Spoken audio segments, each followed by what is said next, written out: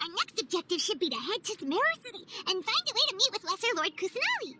And speaking of Lesser Lord Kusanali, even though we haven't heard too much about her, she doesn't seem to be the same deity who abducted your brother. But even so, people call Sumeru the Nation of Wisdom, you know. If we can get a chance to meet the God of Wisdom, maybe she can give us some useful information. But, Paimon doesn't know the way to Sumeru City. Maybe we can climb up to that spot with the Statue of the Seven on it. That'd give us a way better view of things. Even if we can't see exactly where the city is, at least we'll be able to check for some smaller settlements nearby. Wait a second. Look! There's someone up ahead! Perfect timing! Now we can just ask for directions rather than wander around like lost adventurers. Hey there! We're not from around here and seem to have gotten a little lost. Huh? Did they not hear Paimon? Hey! You over there! Could you give us some directions? Huh? What's going on here? There's no way she could have missed that. Oh, wait! Could she be ignoring us? How dare she?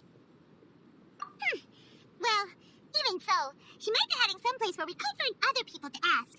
Let's keep our distance and follow her. When we get the chance, we'll just ask someone else for directions.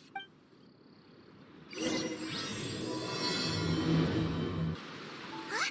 She just walked near that small waterfall and then suddenly vanished. Let's go take a closer look.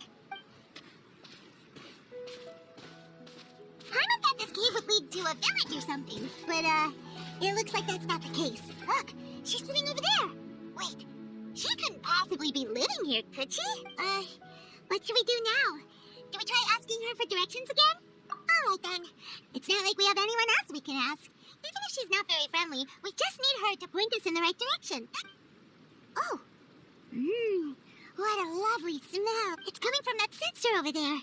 This is definitely not your typical place to call home, but at least it smells nice. Maybe living here wouldn't be too bad after all. Huh? What's the matter? You don't look too good. What? Is the smell making you feel sick? Strange. Paimon doesn't feel anything.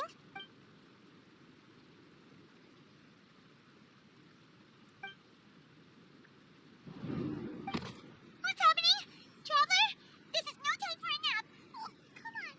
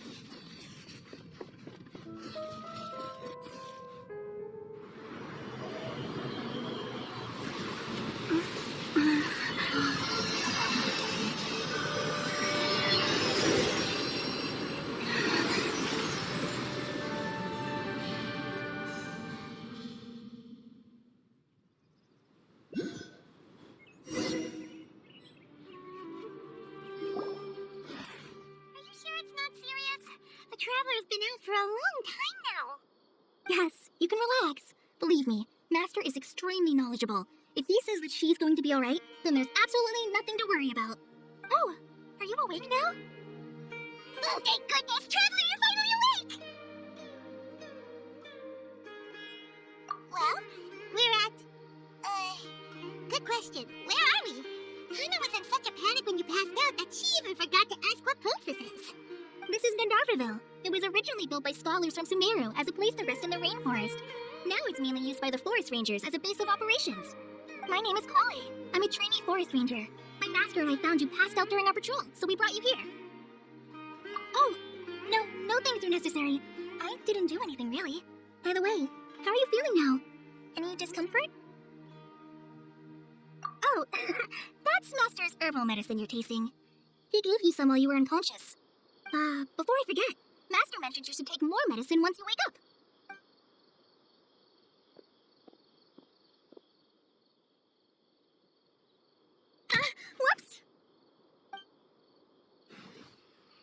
Kale, what's the matter? Were you trying to retrieve the medicine? As I've already told you, you must be careful with these. All right, I'll get it for you once I'm finished here. Sorry, Master. Now, the guide to Avidya Forest's edible fungi is clearly posted on our bulletin board. But if Farbode forgets which mushrooms to avoid one more time, I'll have no choice but to leave the guide somewhere a little more visible. Like right smack on his forehead so others can remind him to be careful. Right? This is the second time he's come down with food poisoning this month. I'll be sure to give him a good talking to. Yes, please do. If, on the off chance, Farbode simply enjoys having little imaginary fairies dance before his eyes, then we'll just let him be. But the next time he requires any of our medicine, be sure to charge him accordingly.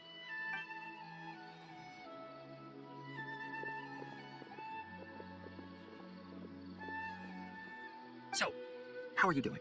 Feeling better? Oh, this is my master, Forest Watcher Tainari. He's chief officer over all the rangers here in Gandharville.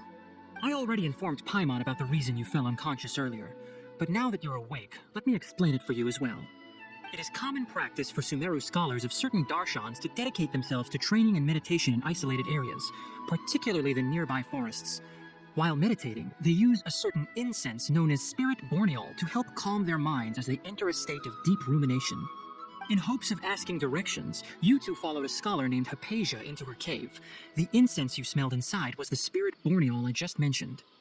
That incense typically has no effect on most people, but for a very select few, it can have profound effects on one's cognition, as you experienced firsthand. Does that make sense? Very good. Now, answer me this. Did you feel anything after passing out? Say, any out-of-body experiences? Or did you see anything while unconscious?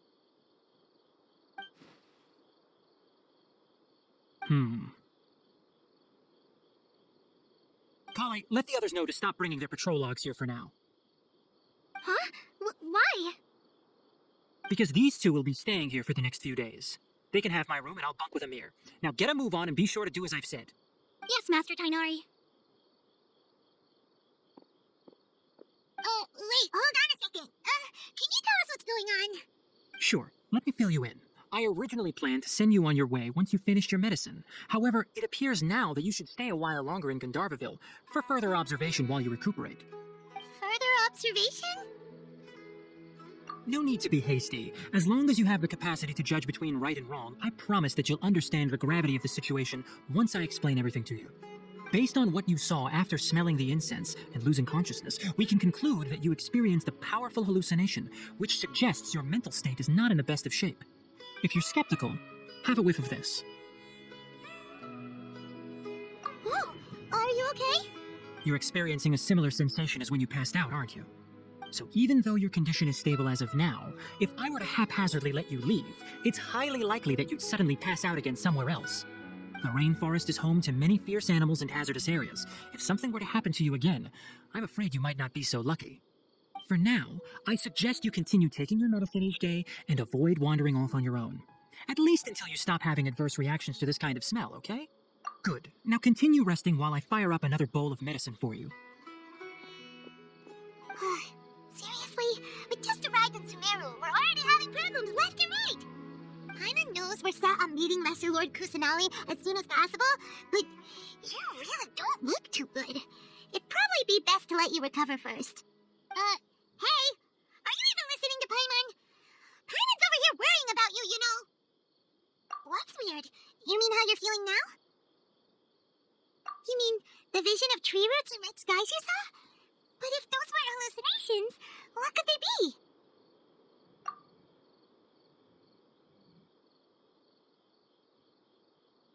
Well, considering how unique you are, Paimon trusts your judgment here. But why didn't you say anything about it to Tainari? If he misjudged your condition, then there's a chance you could get worse, right? Huh? You mean that Tainari already knows that what you saw weren't hallucinations? But if that's the case, why would he try to hide that from us? Oh, Paimon gets it now. That explains why you were so quiet earlier. Well, that settles it then. We'll stay here to rest up and figure out what's going on with your hallucinations. But it seems like asking Tainari might not be an option anymore. What do you think we should do? Good idea. Kali's pretty friendly. We can ask her tomorrow about what she knows regarding the Dendro Archon and customs in Sumeru.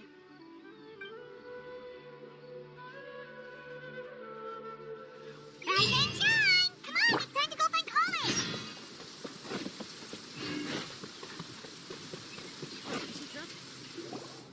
All right, next let's see. Right hand. Yes, not bad. But please remember that you still need to be careful. Understand? Yes, I will. By the way, Master, I still haven't received the patrol route for today. Look, Kale, today's patrol will be a long one, so you won't be coming along this time. Besides, there's a chance we may encounter... Well, you understand. But I have a vision too! Am I useless to everyone now? Don't talk like that, Kale. This is not something you need to be worrying about right now. Ah, there you are. Feeling any better?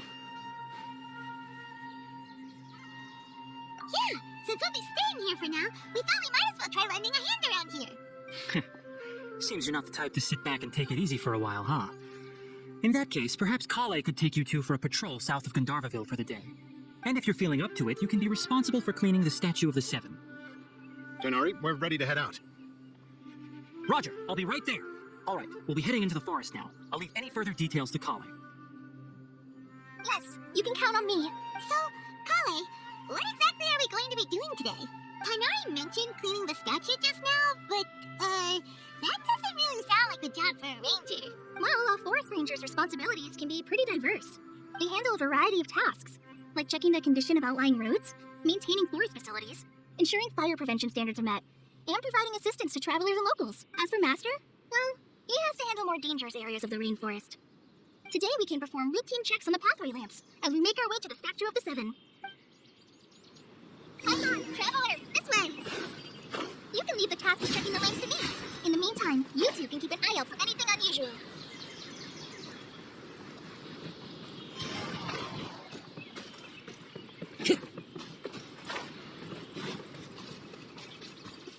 Nothing wrong with these two lamps.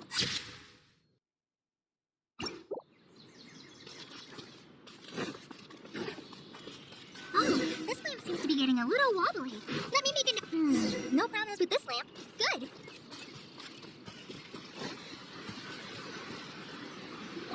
The Statue of the Seven is up on top of that large rock formation. You must have seen it when you came down this road before. It's pretty high up there, isn't it? Don't worry. If you're afraid you can't make it up there, I'm sure Master wouldn't mind if you don't clean the statue. Oh? I guess I'll leave it up to you then. There's not much footing once you reach the statue, so be careful up there. I'm gonna fly up with you and help you with those hard-to-reach areas. By the way, Kale, do you know anything about the Dendro Archon? You know, what's she like? That depends. Are you referring to Greater Lord Rukkhadevata or Lesser Lord Kusanali? Huh? Greater Lord Rukkhadevata? Oh, is that the name of the former Dendro Archon? Uh-huh. Greater Lord Rukkhadevata was Sumeru's first Dendro Archon. She created the rainforest as well as the wall of Samiel around the desert. Her works provided a means of peaceful living for everyone. To the people of Sumeru, she is not only a symbol of wisdom, but also of power and kindness. Unfortunately, she disappeared in a great calamity that occurred a few hundred years ago. According to what Master has told me, the sages later found the newly born Dendro Archon and whisked her back to Sumeru. To celebrate the reinstatement of their lost deity, the sages dubbed her Lesser Lord Kusanali and let her reside in the sanctuary of Sarasata. Uh-huh. Then what happened? Well, and then, I'm not too sure what happened to be... Huh? You're not too sure? But aren't you from Sumeru? Yeah, I'm from Sumeru. But... Maybe it's difficult to discuss this topic with strangers. If that's the case, then don't worry, we understand. No, it's not that. I'm not trying to hide something from you. Besides, I don't consider you two strangers. Anyway, you two know Amber, right? Wait, Amber? You mean... Yes, that's her. I once lived in Mondstadt for a while, and she helped me a lot during that time. You could even say that she helped me become a new person. There's no one like Amber. She lives life to the fullest while always adhering to her strong sense of justice. She's ready to answer the call for action at any moment, but is also very understanding of others. She's like the spark that lights the fire in everyone's heart around her. If you ask me, she's a prime example of a true outrider. She's the first person anyone coming to Mondstadt will meet. You can't help but be enthralled by her charm and enthusiasm, causing you to fall in love with the lands of Mondstadt and... sorry. I thought the work of Outriders was a little different from what you just described, but one thing's for sure, you really like Amber. Sorry. I was rambling on just now. It must have sounded kind of weird. It's alright, Kale. Knowing that you're a friend of Amber somehow makes Paimon suddenly feel a lot closer to you. So, how do you know that we've met Amber? Well, after I returned to Sumeru, Amber and I have stayed in touch by writing each other letters. In one letter, she mentioned that Mondstadt was attacked by a fearsome dragon, but the city was saved by a mysterious blonde traveler and their floating companion. I knew you two were the ones she mentioned in the letter the moment I saw you. But, considering everything you've been through that day, I thought it'd be inappropriate to bring it up. Ah, so that's how you knew. Yep, so please know that you two have my complete trust. Really. I wish I could tell you more about the Ginger Archon, but I have been away from Sumeru for some time, and I haven't read any books. Sorry. That's alright. You've already helped us a lot. We had never even heard of Greater Lord Rukkhadevata or the Sanctuary of Surasthana until you mentioned them. Oh, I'm happy that was helpful. There is one thing I want to ask, though. Why do you two want to know about the Ginger Archon? So that's why you're here. Thank you for telling me your story. Don't mention it. We are friends after all, right? Alright, we have a statue to clean. You both have my thanks. While you two are up there cleaning, I'll go ahead and inspect the forest canopy. Let's meet back here shortly. Huh. Now that Paimon looks at it, the deity that's carved on the statue is kind of small. Do you think she's supposed to be Greater Lord Rukkhadevata or Lesser Lord Kusanali? The name does seem to fit the statue somehow. Well, anyway, we'll have to figure that out later. Let's get started on cleaning the statue. Paimon will fly up and take care of the top, and you clean everything below. Nice work. That's one clean statue. Let's head down and meet up with Kale.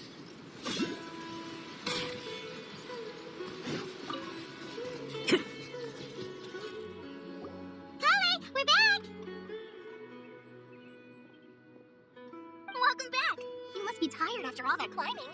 Let's take a little break. I brought some fruit and water for us. Yay, food! What kind of goodies did you bring?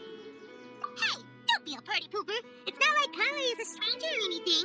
Besides, the best way to compliment a chef is to show passion for their food. Xiangling taught Paimon that. I prepared a nice portable dish that forest rangers like to eat called pita pockets. I hope you'll like them. Whoops! No, you dropped it on the ground! Not to worry. I wrapped a few layers of oiled paper around each pita. They should be fine. Paimon nearly had a heart attack there. Those pitas are amazing! You're quite the cook, Kale. Thank goodness you wrapped them in paper. Paimon wouldn't have been able to sleep at night knowing something so tasty had been wasted. You really know how to compliment the chef, Paimon. Since you liked it so much, I'll be sure to give you a copy of the recipe sometime. I'll even include all my personal cooking pointers, so you'll be making your own pita pockets in no time. Yay! Thanks, Kale. It's hard to believe someone as diligent as you could have clumsy moments too. Oh, I guess it happens from time to time. So, Kale, don't you think that Tainari's a little too strict with you? He won't let you touch anything without his permission. Paimon knocks stuff over all the time flying around the Traveler, but she's never said anything. Everyone has their clumsy moments. No, you've got the wrong idea about Master. Sure, he may seem a bit harsh at first, but with some time, you'll see that he's actually very kind-hearted. I've heard the veteran rangers say that Master is from some ancient and mysterious race that is known for their cunning wit and reclusive nature. Oh, by the way, you've heard of the Academia, right? Well, there's a group called, something? Well, anyway, because Master does a lot of research on plants, sages from the Academia have written him many times, inviting him to take up an official position there. But Master declines their offers every time, saying, Sumeru City is too noisy. It'd be bad for my ears. Seems you already know him well. Anyway, I'm sure the sages were not happy about his responses. Master could obviously have a bright future in the Academia, but he insists on sticking to the path of a forest watcher. Every day he helps the locals of the forest and passes on his extensive knowledge to trainees like me. In fact, Master's the one who taught me how to make pita pockets. Really? Paimon would have never guessed that. Oh, speaking of Tainari, he was the one who took care of you after finding you passed out yesterday. He even carried you all the way here. Paimon's still kinda upset, though. He kept scolding Paimon the entire way here. Oh no, I'm sorry. Master might have been overreacting a little. But, it's mostly because Paimon wouldn't stop yelling, Why, oh why, is she going to die? It probably started to get under Master's skin after a while. Hey! Don't laugh! Paimon was genuinely concerned about you. Hey! Now even Kylie started to laugh. Ugh, that's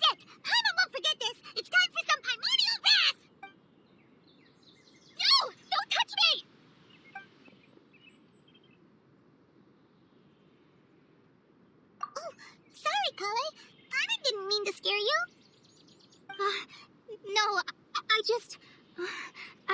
I didn't mean that. Kale, are you okay? What's the matter? No, I'm fine. I'm sorry. I must have startled you both reacting like that. Oh, well, it's getting late now. Let's hurry back to Gandharville. I think Master and the others should be back by now, too. Huh? What was up with Kale just now? And why is she in such a hurry all of a sudden? Look, she's practically running back. Paimon can't even see her now. I think I'll stay here. Oh, Traveler, you've returned. Yep, we're back. Have you seen Kale by any chance? Oh, Kale?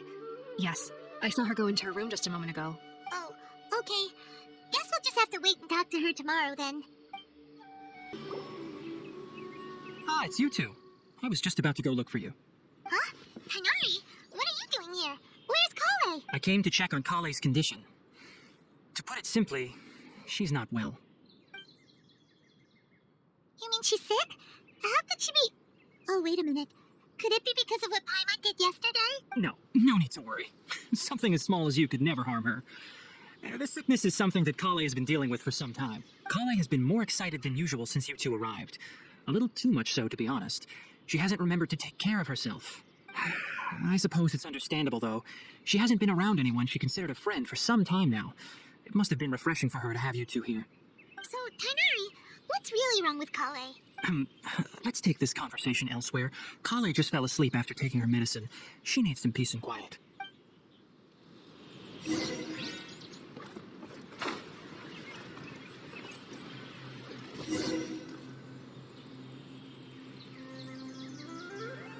All right, let's continue our conversation here, shall we? To be honest, I hadn't realized that you're that honorary knight from Mondstadt until Kale told me just now. I've also heard all about your deeds in Liyue and Inazuma.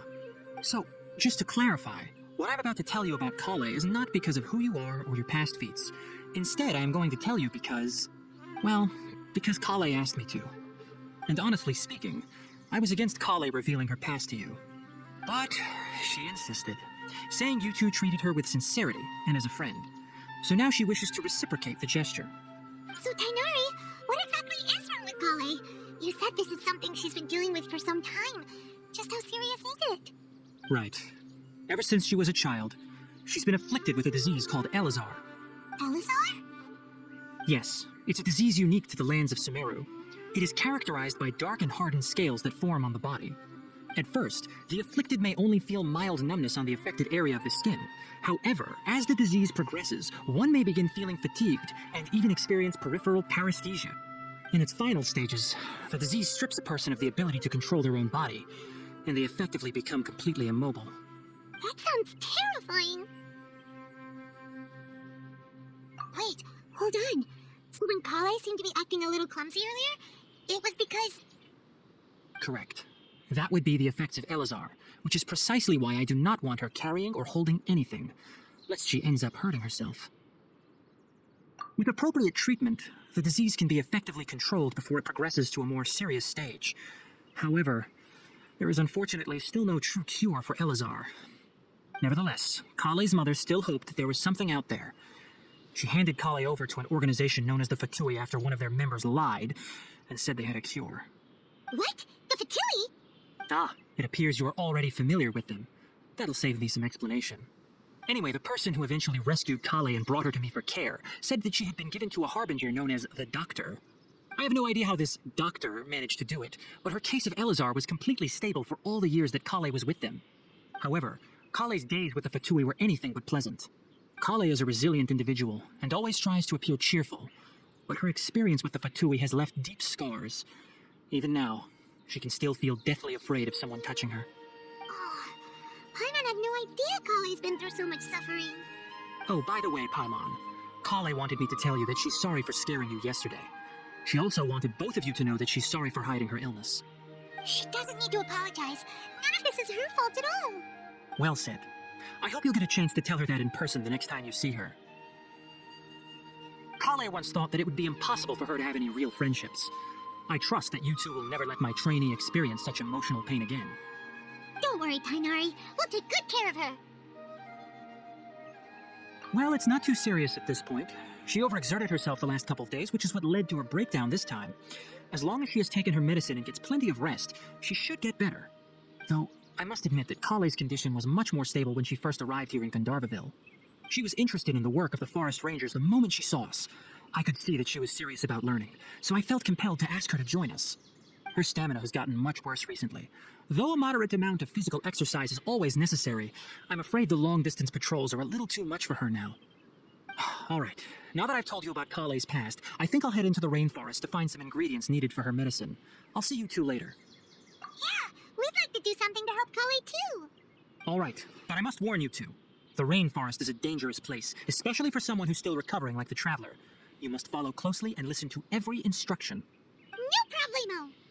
Let's go then. We'll be looking for a plant known as Lunar Lotus. It's often used to help those afflicted with Elazar recover their energy.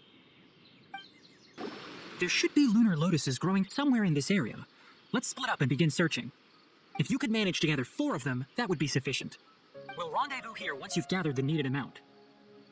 Hey, Tighnari, we found the lotuses you requested. Let me take a look. Good, very good. These are all excellent quality. I'm quite glad you two came along. Your exploration experience helped save me a lot of time here. It seems we even have enough time to stock up on some other things I need. Hey, Tighnari! Oh, Tighnari, someone's calling your name. They're dressed like a forest ranger. Ah yes, that's Amir and the others. But didn't they just set off not too long ago? What are they doing back so early? Let's go find out what's going on.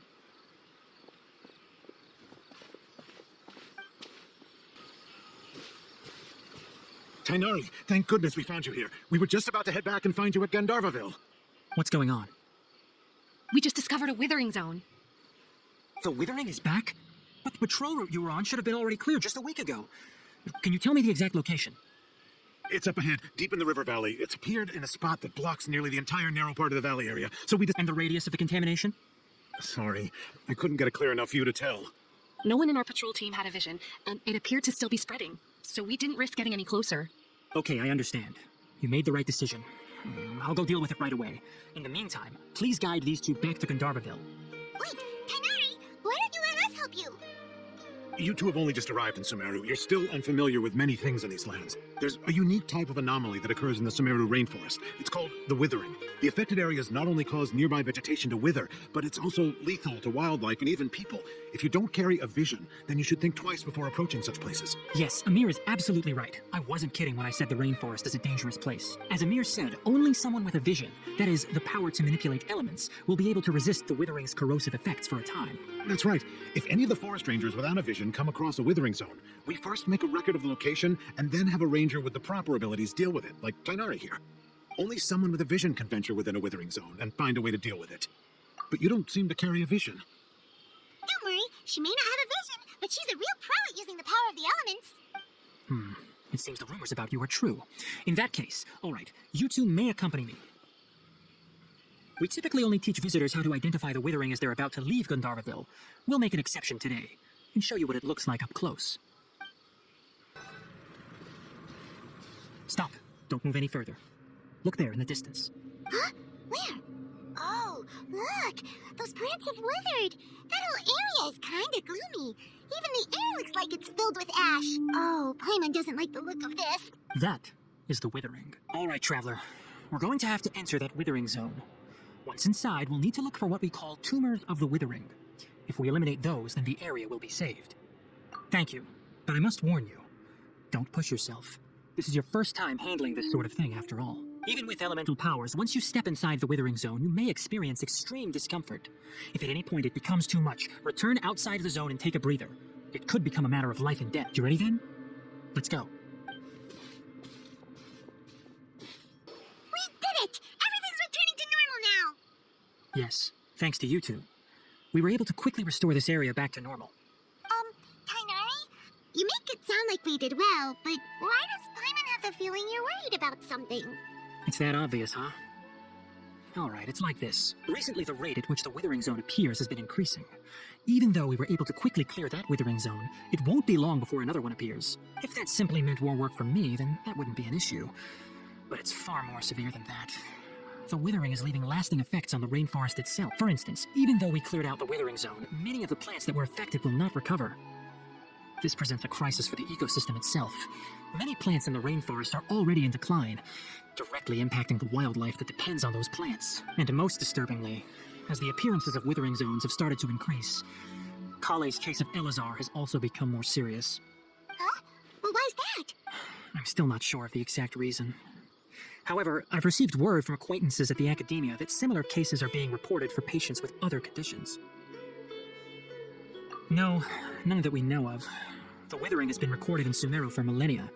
It's said that it originates from the depths of the world. By the way, have you heard of Irminsul before? Irminsul is a tree located deep beneath the surface.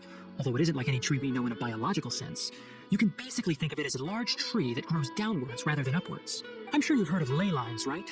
They're like the roots of Irminsul, spreading and extending from a massive cavern deep underground all the way up to the surface. Ley lines continually absorb the memories of this world, which are then funneled into Irminsul, allowing it to collect knowledge and wisdom from ancient times to present day. The Dendro Archon is known as the God of Wisdom because her consciousness is directly connected to it. It is also said that the Dendro Archon's power is a manifestation of Irminsul. And as for the Withering, its emergence is related to a disease that's affecting it. That's right. My ancestors learned of this from Greater Lord Rukkhadevata's familiars a long time ago.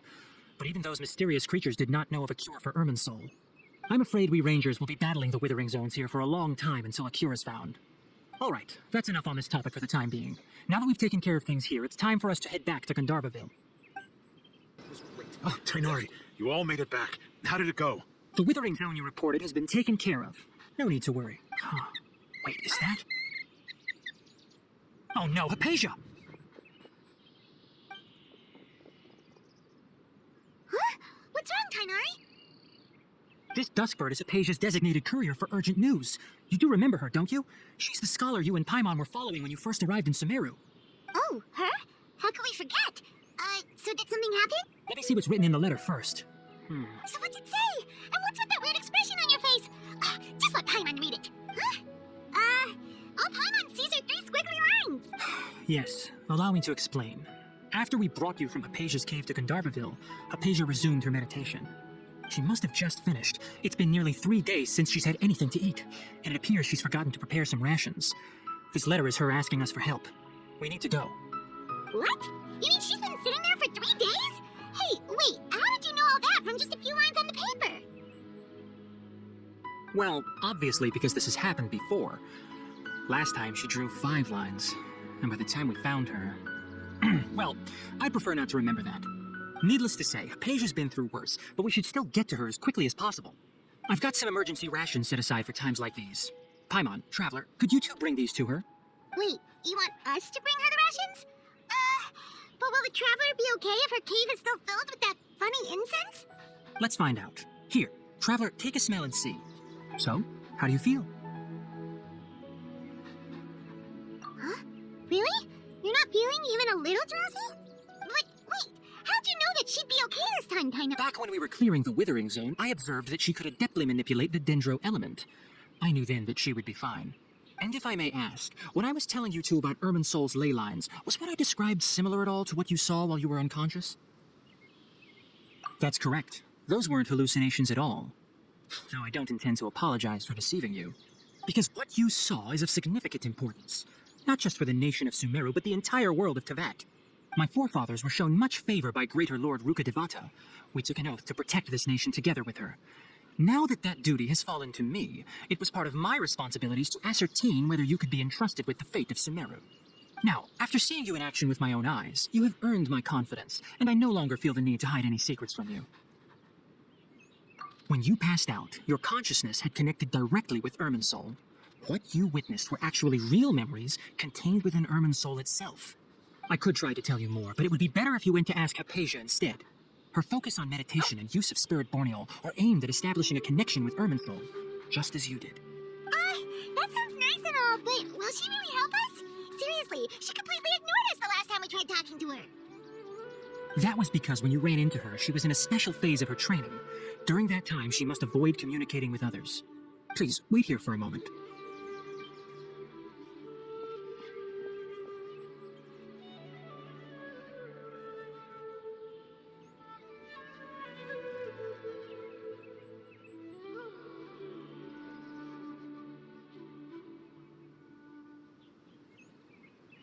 take these. It's a meal I packed for Hypatia, as well as some other ingredients. I'm sure it'll come in handy. Also, here's a letter that I would like you to give to her. Just show it to her and she'll answer any questions you may have. No, I should be the one thanking you. You've both been a great help these last few days. Hello?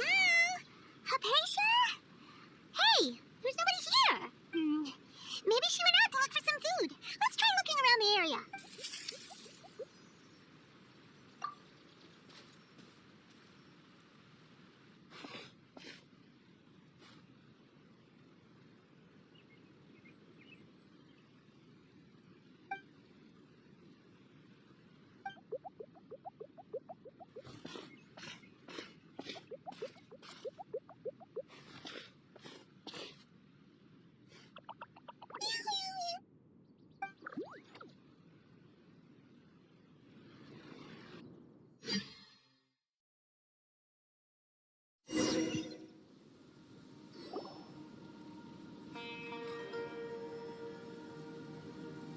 There you are. Hypatia, are you all right? So hungry. There's no way we can get her to eat in her current condition. Let's try finding some water first. Huh? Wait, why does it look super foggy outside all of a sudden? Anyway, let's go look around.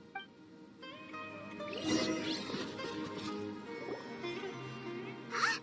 How things out here end up looking like this? What happened? And where are we? Really? Oh, maybe you're right. Let's go investigate the area.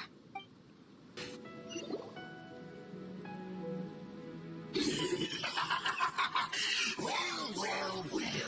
Looks like we meet again, traveler. The Abyss Herald! What are you planning to do in this strange place? Strange place. Clothing. You needn't worry about such things. They don't concern you. Huh? Why can't we beat this guy? Oh, Paimon doesn't get it! We faced others like him before! What's wrong this time? Traveler, though you may have managed to avert countless crises before, your good fortune was bound to end sooner or later. It's time you realize how weak and powerless you really are. Your brother. Oh, pitiful traveler. Are you really so ignorant? Or are you just living in complete denial? His Highness has long since forsaken you. Your meager existence in his eyes was that of an annoying bond, only to be skipped upon. The bonds of love and family which drive you to find your sibling are utterly gone. Your journey is meaningless. But don't you freak now. Today will be your last. Now go!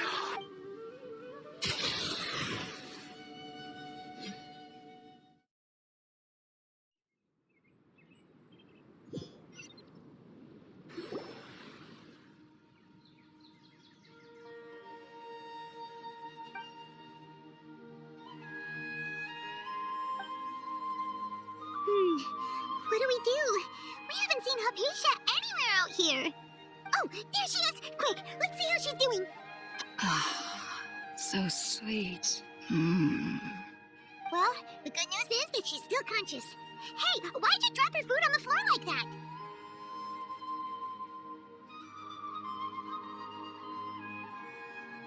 Oh, guess that makes sense. She does look kind of rough at the moment. Anyways, we can talk about this later. We better make sure she's alright first.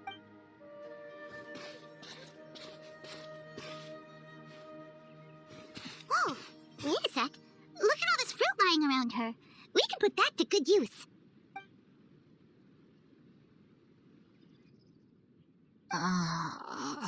Who's there? Tainari, is that you?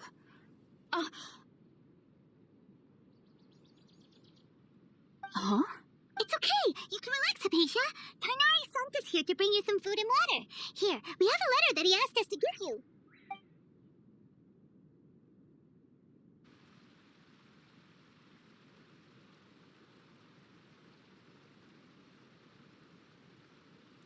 I see. So, you're friends of Tainari. I apologize for all the trouble I've caused you. I'm grateful that you came so quickly to save me. You even brought all this fruit. Well, Actually, we didn't bring the fruit. It was already here when we arrived. We were kind of wondering about that, actually. When we found you here, there was all this fruit lying around and even some juice dripping from your lips. How did you end up like this anyway? Oh, really? I seem to understand now.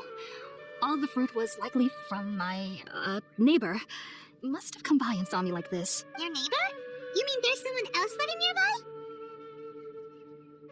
Oh? So you're able to see them too? Wait, hold on a second, Traveler. You say that before we arrived, you saw some mysterious creature and suddenly had a strange dream? Isn't that a little too crazy to believe? No, I actually do believe what the traveler is saying. I myself had a similar experience once before and ended up scaring my timid little neighbor here. You needn't worry. They mean you no harm. They only dragged you into the dream because they hoped to buy themselves a little time in order to scurry away. So, Hypatia, just what kind of creature is your neighbor exactly? I'm not sure what it's called, to be honest, but I do know that they have some sort of deeper connection with the Dendro Archon. I know this because the first time I saw them was also the exact day my consciousness was able to form a connection with Irminsul. Even after I opened my eyes and stopped meditating, my heart was still pounding, and my mind was racing with all the knowledge that I had touched. And at that very moment, I suddenly noticed a small figure at the opening of the cave. In my curiosity, I began to walk over to the creature. They must have already been used to me living in the cave, because they didn't seem to mind me approaching them. They just kept doing whatever they were up to. It wasn't until I crouched down next to them that they suddenly realized that I could see them. Oh, and then? And then I had a dream. By the time I came to, they were nowhere to be seen. I was convinced they'd never show up again. But sure enough, I saw them nearby a few days later, and they weren't alone. I feel like they aren't as afraid of me as the first time I approached them, but I never would have expected them to save me. Yes, no doubt about that. By the way, Tighnari mentioned in his letter that you had questions for me regarding Irminsul.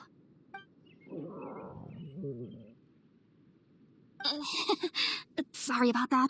Sounds like just drinking juice still isn't quite enough for my stomach. Well, if somebody hadn't dropped the food earlier... Anyway, looks like we'll need to prepare something ourselves. Besides, Paimon's getting hungry too. Let's eat first and talk about Irminsul later. Alright, we're up, Traveler. Today's menu will feature sweet madame and a radish veggie soup. You'll love them, Hypatia. They're our specialties after all. Sounds good. I've never tried any dishes from other nations before. I certainly look forward to it. It's been so long since I've had a decent meal, too. To be honest, the last time had to be when Tighnari came to visit.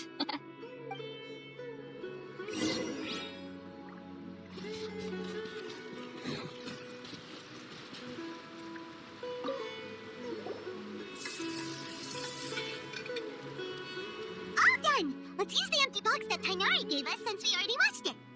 Oh, it smells amazing! And the box is a nice touch, too! Let's go serve this up and start eating with Hypatia!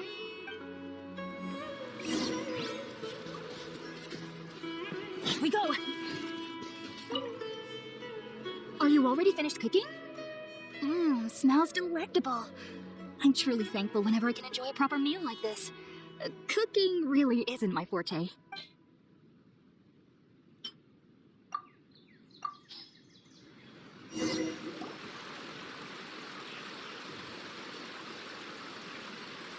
Even though everything you mentioned was in Tighnari's letter, it's still hard to believe you were able to connect with Irminsul immediately after smelling Spiritborn ale for the first time. It took me nearly 3 years before I could do so, and everyone at the Academia even lauded me as a genius. You should know that some researchers spent their entire lives without ever successfully connecting with Irminsul as you have. So why does this incense allow people to connect to Irminsul? The ingredients used to make Spiritborn ale primarily consist of plants created by Greater Lord Rukkhadevata.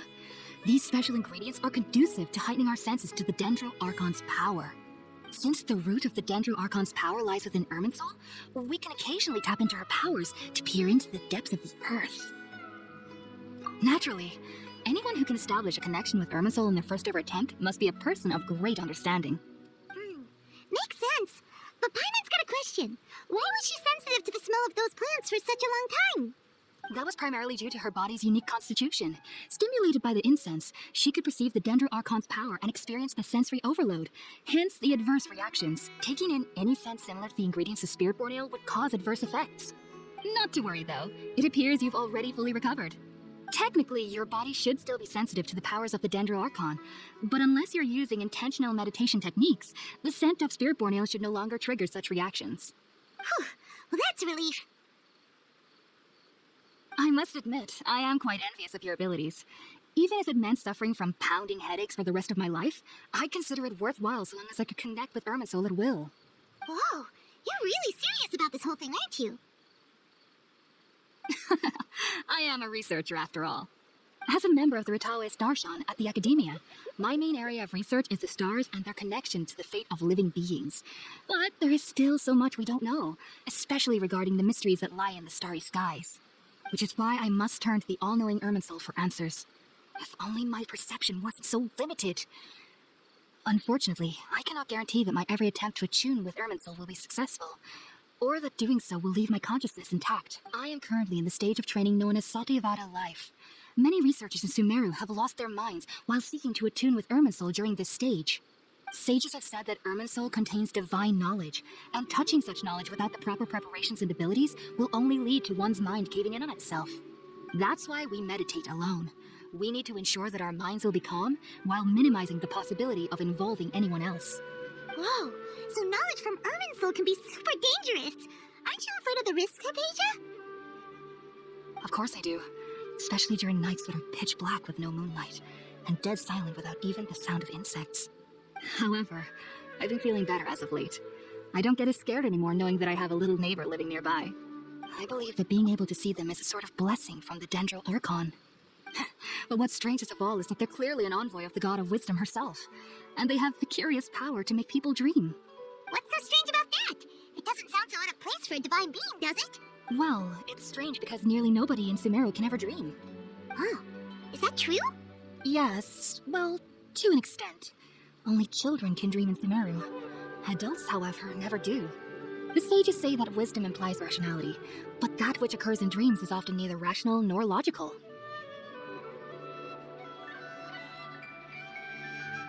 Yes, if one struggles with anxieties, those emotions could influence their dreams. The fact that the people of Sumeru do not have dreams is seen as a blessing by the sages. They believe that Greater Lord Rukkhadevata, the god of wisdom, is keeping us away from the foolish delusions you encounter in your sleep. I was born into a family of scholars in Sumeru City. Ever since I was a child, my parents would always tell me that I'll know I've grown up once I stop dreaming. I studied hard, enrolled as a student in the academia, and went on to become a researcher. Sure enough, I never dreamed again. But then, on the day I scared the little Aranara, I suddenly saw a dream again. It was incredible. Though I don't exactly remember what I saw, I clearly recall the feeling. I suddenly felt like I was a child again. Back then, I was foolish and ignorant as any youth would be, but I was free of fear. Maybe dreaming isn't as bad as we've made it out to be. Just be sure not to speak of this if you travel to Sumeru City. They'll look at you as if you've lost your mind. So, do you have any thoughts about the things she saw when she connected with Irminsul? Sorry, I'm afraid I don't have any answers as of now. All I can say is that what you saw is a memory contained within Irminsul itself. World forget me. What could that possibly mean? If only I could ascend past Satyavada life and begin Paripurna life, I might have some more answers for you. If you two are ever in the area again, please be sure to come and see me. There's no need to be thanking me. You two are my saviors. Besides, I'm already looking forward to tasting some more of your cooking. Now that we know Hypatia is alright and had the chance to ask her some questions, Paimon thinks it's about time to head back to Gandharvaville. Think about it, Tainari. Refusing to join is tantamount to burying your head in the sand. I understand that you're a forest watcher and that it's your duty to combat the effects of withering zones. But isn't it evident that such work is not a lasting solution to the problem? As Sage Kage clearly stated, your presence and guidance in Sumeru City is pivotal in finding a cure for Irminsul. How could you possibly refuse? Keep your emotions in check, Gulam.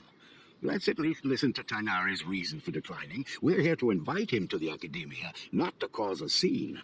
Sage Kaja, I am truly honored that you came here in person, but I'm afraid I must still decline your invitation. I am merely a forest watcher. How could the great minds of the Haravatat have any need of someone like me? Well, it turns out that your refusal letter had some implications on your master's reputation. He is a renowned sage of Immorta, after all. So now I've come here in his stead. I see. Huh. And I figured that given his temper, he would come here and berate me personally. Tighnari, your master is an integral part of this effort, and now he requires your assistance. And what exactly does my master need of me, Sage Kaje? You'll know once you've arrived in Sumeru City, that is. And how long will I be required to stay? There's no definite answer as of now. Do you mean to tell me that despite coming all the way here to Gandharvaville, you still can't answer the questions I laid out in the letter to my master? If that's the case, then I'm afraid I cannot give you a definite answer either. Tighnari, but you... So be it. Come, Gulam, we're leaving.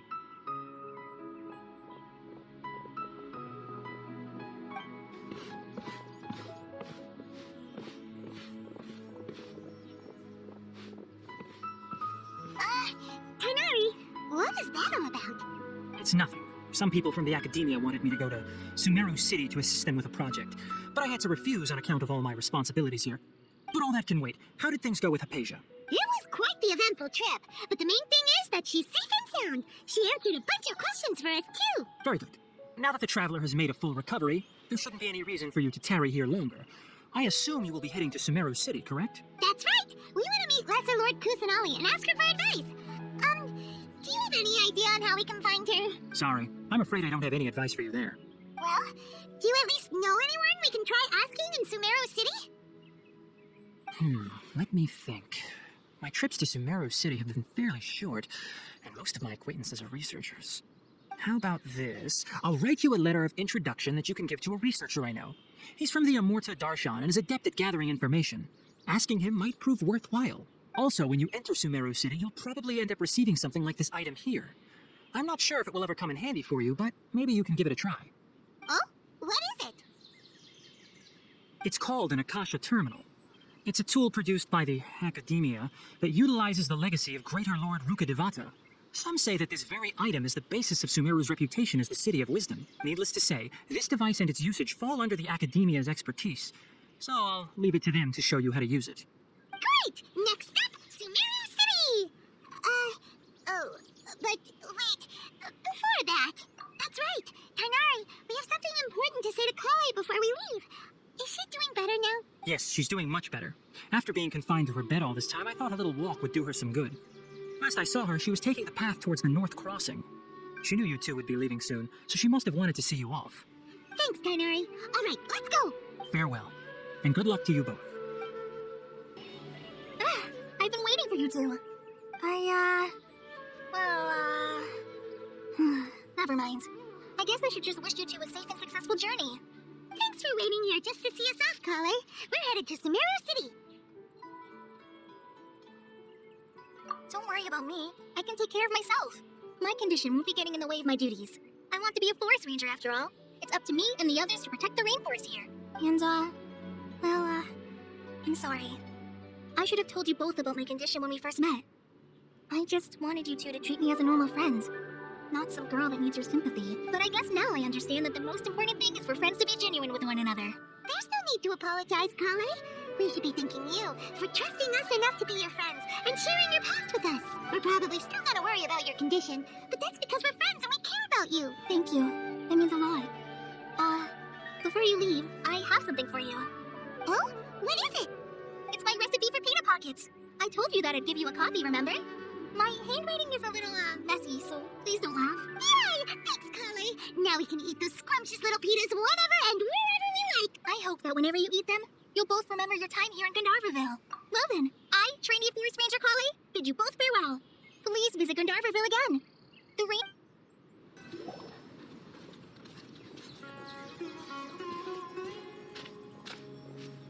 Sumeru City! We finally made it! Oh, did you see that? When those people entered the city, something on their heads lit up. One moment, please, you two. It appears this is your first time visiting Sumeru City. Oh, yeah, that's right. But how did you know that? Because there's currently no information on either of you in the Akasha. But no need to worry, that won't prevent you from entering the city. In fact, the Academia conveniently provides each traveler to Sumeru City with a device. Perhaps you two have heard of the Akasha before. It's our beloved Greater Lord Rukkhadevata's lasting legacy, a treasure trove of collected knowledge. After centuries of tireless research on the Akasha, the Academia created one of its most ingenious inventions, the Akasha Terminal. As long as you are within Sumeru's borders, you may use an Akasha terminal to connect directly to the Akasha and access any knowledge you need. I should mention that due to technical limitations, the operation of Akasha terminals will be much smoother and more effective in large cities such as Sumeru City and Port Ormos. Oh, so this is the thing that Tainari was telling us about. It sounds pretty amazing. You two are quite fortunate. Until recently, it was standard practice to only issue Akasha terminals to outlanders who spent an extended amount of time in Sumeru. However, this policy was recently changed, and now all travelers are issued one upon arrival. Here are your Akasha terminals. Please handle them with care.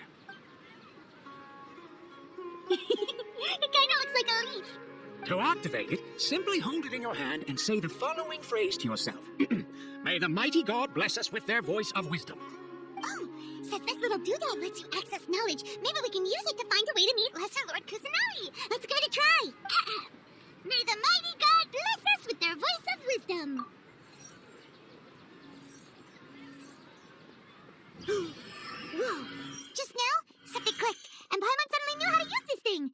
It seems all we need to do is concentrate on what we want to know, and bam, you get it. Oh, that'll come in real handy. Exactly. That is the power of the Akasha. And with that, let me officially welcome you both to Sumeru City. May the wisdom of the Dendro Archon always be your guide. Okay, now that we're in, we can check the Akasha about Lesser Lord Kusanagi. Let Paimon try. 500 years ago, the sages found a newly born deity from within some scorched ruins. The deity now resides in the sanctuary of Suristana. Seems pretty similar to what Kale was telling us. Okay, next, let's concentrate on asking how to meet her. Paimon doesn't sense anything. The Akasha didn't respond to Paimon's question. Oh, come on! Focusing on this question feels like when you have something you're trying to remember and it's on the tip of your tongue, but you just can't think of it. Paimon's brain is exhausted. Oh, smart idea. But what are you going to ask it?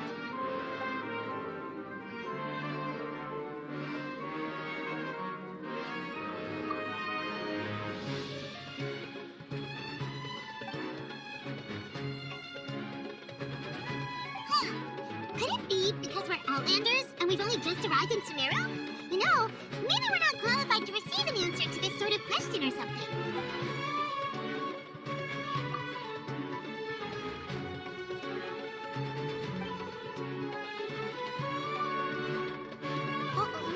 Paimon's getting all teary-eyed all of a sudden. It feels like the people of Sumeru really miss their Archon.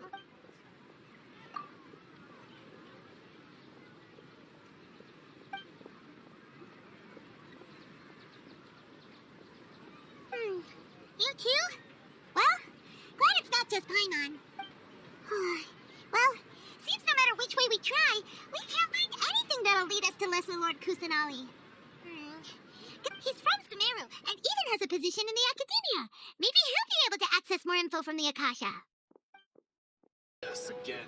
Hello, are you Ohawi? Yes, that's me. Can I help you?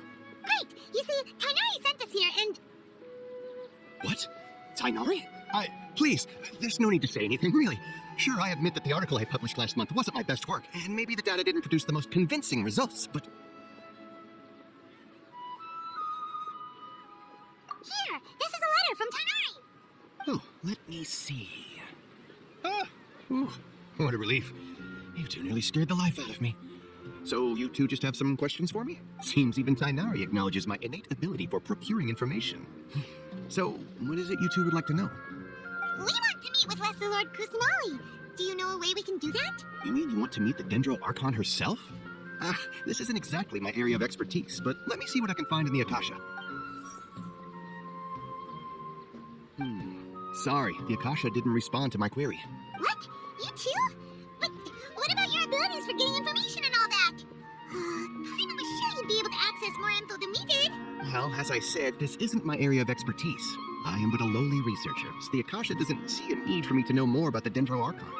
All I know is that ever since Lesser Lord Kusanagi returned to Sumeru, she's never left the sanctuary of Suristana or made a public appearance. Didn't expect her to be such a mysterious figure. The Dendro Archon is somewhat of a recluse. Perhaps she just doesn't want to entertain visitors, which would explain the lack of information in the Akasha. But then what can we do? No need to worry just yet. I'm only hypothesizing here. You could certainly try asking around and see if anyone else has ideas. And besides, you two should consider the bright side of things. Not being able to see Lesser Lord Kusanali may not be a bad thing. In this world, there will always be information you cannot obtain from the Akasha, and things you can never accomplish. Knowing when to yield is a form of wisdom. Take me, for example. It's a miracle if my brain cells can spit out 1 paper every 3 years. But Tainari? That guy can publish 3 papers in just a single year. Okay. Thanks for your advice. Don't mention it. If you two ever want information about things like who's been promoted within the academia or relations between the 6th grade sages, come find me. Hey, come on. This is a survival skill at the academia. Oh, Paimon's expectations were pretty low, but this is so low it's like digging holes in the dirt. So what do we do now? Even if we want to talk to someone, we don't know anybody here. Huh? Like who? Oh, you're right! Catherine! The Adventurers Guild has its own intel network. Let's hurry and find her. Ad Astra Abyssosque. Hello, Catherine, we need your help with something. Understood. The Adventurers Guild is always ready to serve you. With what do you require assistance? We want to meet with Lesser Lord Kusanali. Do you know a way we can do that? You two wish to meet with Sumeru's Archon. Understood. Please wait.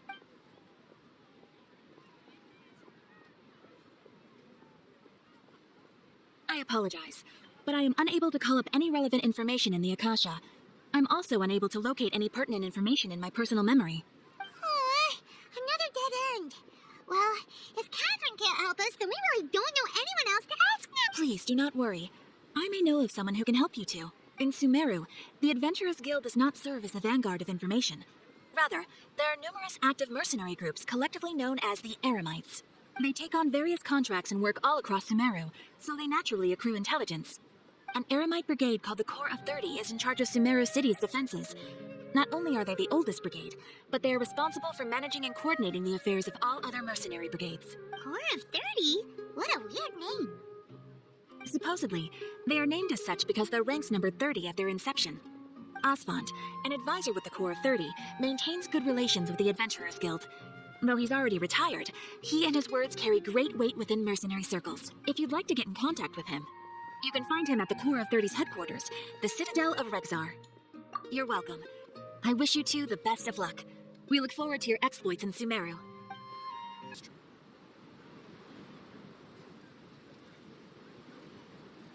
Welcome. The Adventurers Guild told me to expect you to.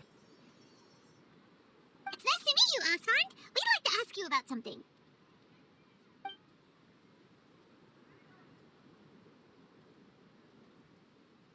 I see. So, Catherine's the one who sent you this way. Huh. It's true that the Eremites network is vast, but even I can't help you meet the Dendro Archon. Wait, seriously? That's it? Afraid so. The Eremites aren't terribly religious, so we don't know much about divinities. As far as the Akasha goes, we can access even less than you. We originally came from the desert. The gods there died off long ago. Since those days, we've used our own 2 hands to carve out a living. We don't beg gods for their aid. It isn't just us, though.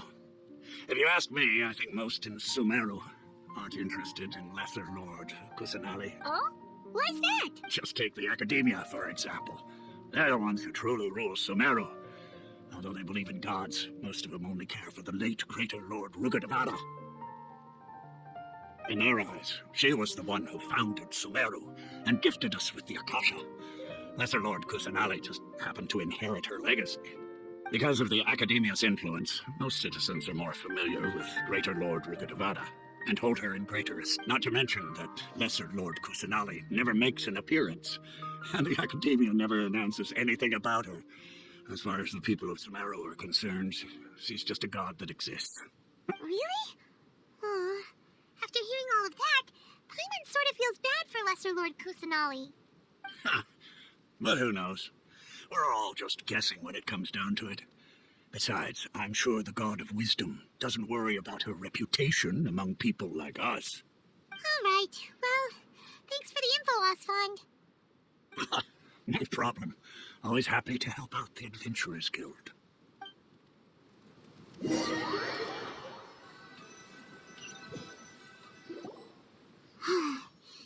Osfond was right about most people's attitudes here. Not only are they not interested in the Dendro Archon, they even say stuff like, if the the Akasha doesn't think I should know, then I don't need to know about it. We've been asking for information non-stop ever since we got to Sumeru. But the harder we try, the more helpless everything seems.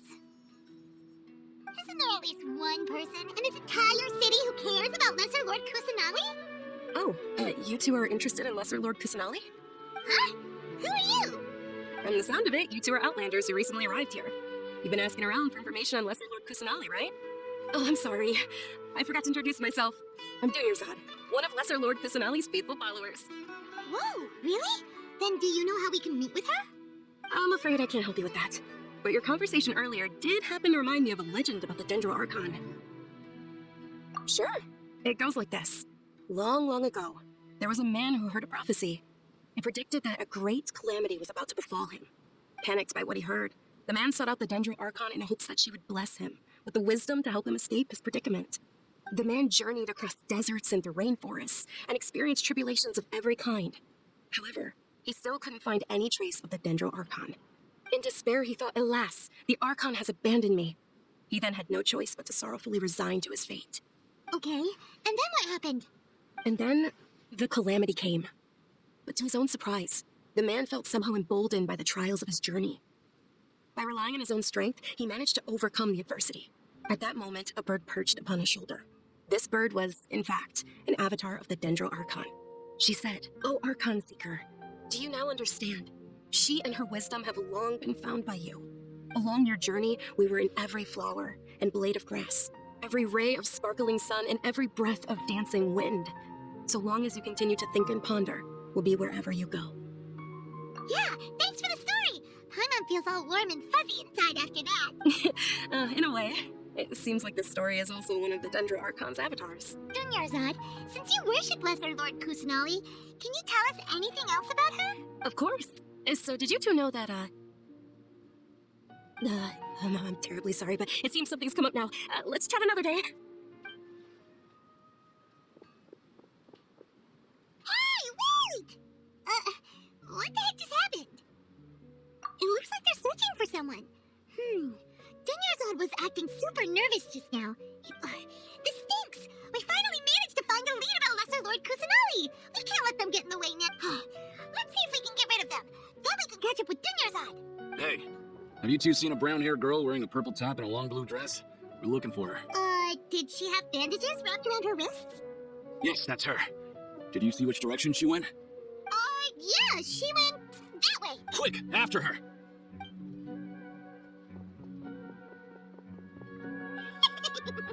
That should keep him busy for a while.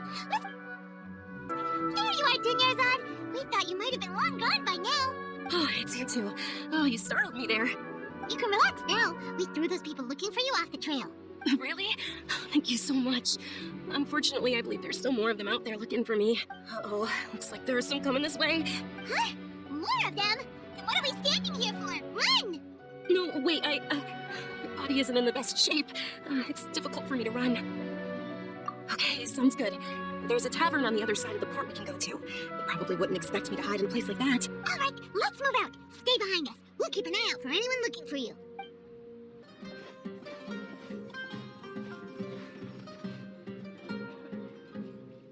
We made it. Oh, they shouldn't be able to find us now. Wait, stand down, Dia.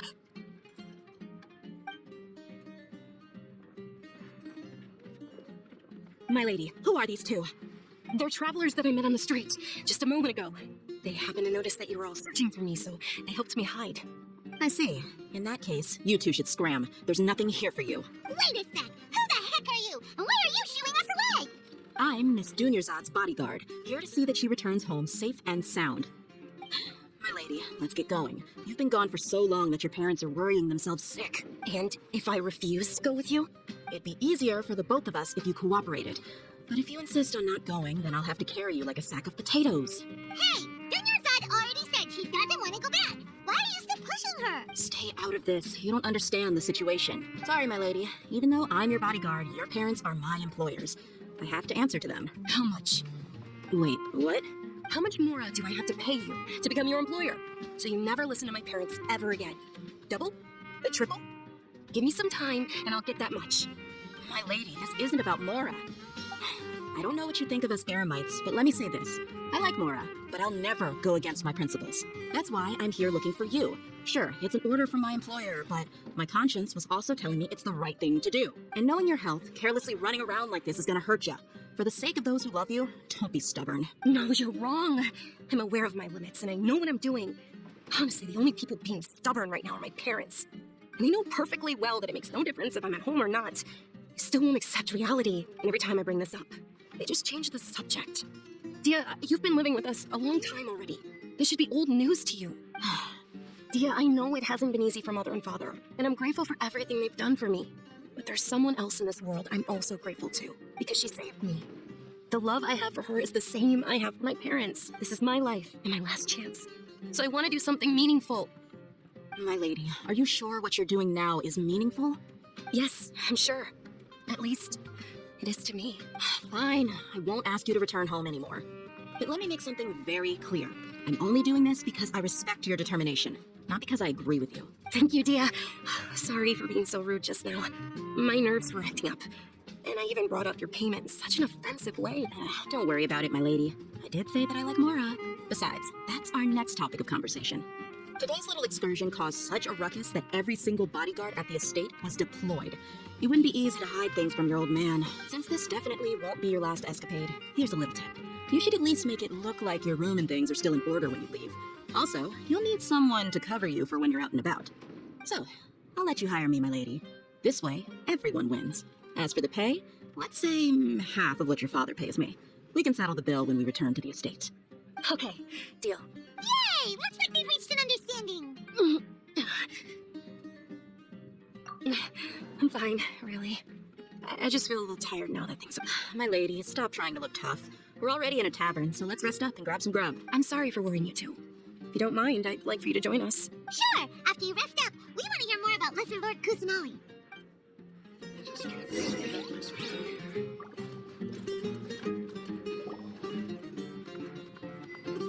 Ha! Well, if it isn't Dia. Haven't seen you in nearly half a year. Word on the street is that you're a bodyguard for the Homayani family now. Ha! Don't you find that kind of work boring? You get used to it. How about a menu over here? You got it, huh? Isn't this little Miss Homayani herself? We don't get to serve personages like you very often. Thank you, sir, but there's no need. I don't have a lot of Mora on me, and I really ought to save as much as I can. But please bring these two the best food you have. They're my new friends, so I want to be a good host for them. Yeah, we're already super grateful for everything you told us about Lesser Lord Kusanali. How about our coconut charcoal cakes?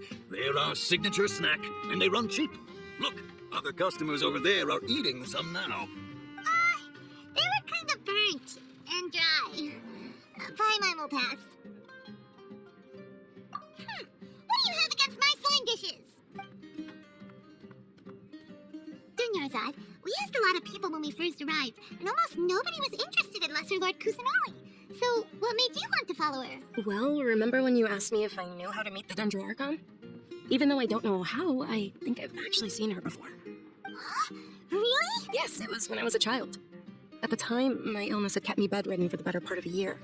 I was stuck inside and couldn't make any friends, and my parents did their best to find treatments for me. But even then, the Akasha didn't have any helpful information. My younger self no longer had any hopes or dreams. One flare-up was so bad that I was in a semi-conscious state for several days. Then one night, I woke up alone in my room. I was terrified. My body was paralyzed. Even if I cried, there was no sound. At that moment, an ethereal voice spoke in my mind. Dunyarzad, don't be scared. You don't have to cry.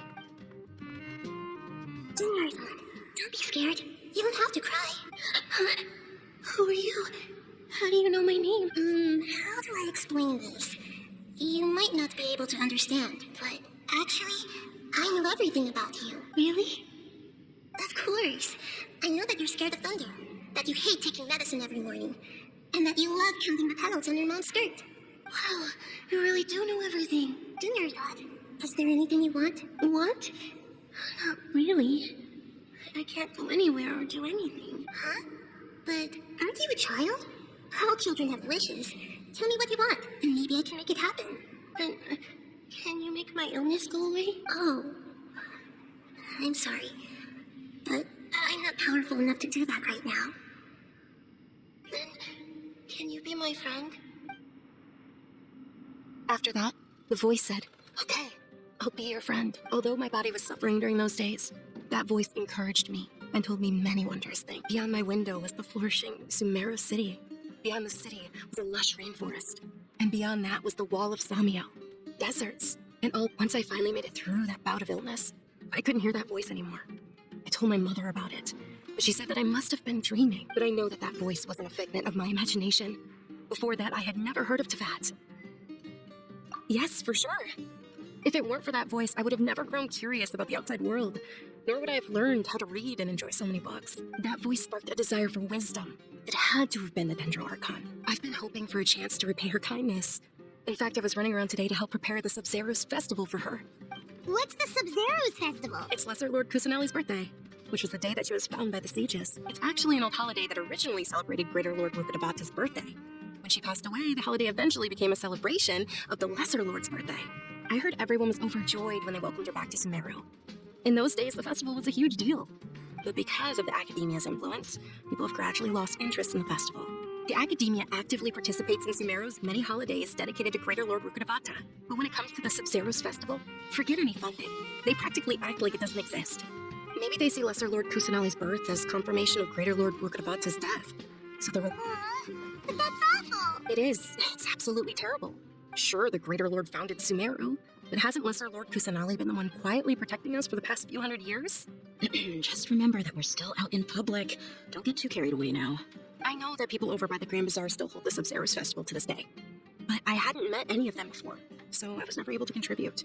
But recently, I made a friend there who also follows Lesser Lord Kusanali. I gave her my savings because I want her to throw a wonderful festival this year. That's the least I could do for Lesser Lord Kusanali. Hold on, my lady. Does this friend happen to be Nilou, the one who sends flowers to the estate? Yes, that's her. I saw her leaving the other day with a nervous look on her face. It seemed like she was hiding something in her arms. Did you give her something? Yes. Initially, I didn't have much more prepared, so I had Nilou sell one of my skirts. I've agreed with Nilou to meet up at the Grand Bazaar today and see how things are coming along. Dia, would you accompany me? Sure. That's quite the trip, though. I'll carry you. No, that would be too much, even for you. You might as well just accept the lift. If I let you walk, who knows how long it'll take us. And if anything happens to you, then I'd really never hear the end of it from your father. But of course, Nilou will be thrilled to hear there are more people interested in Lesser Lord Kusanali.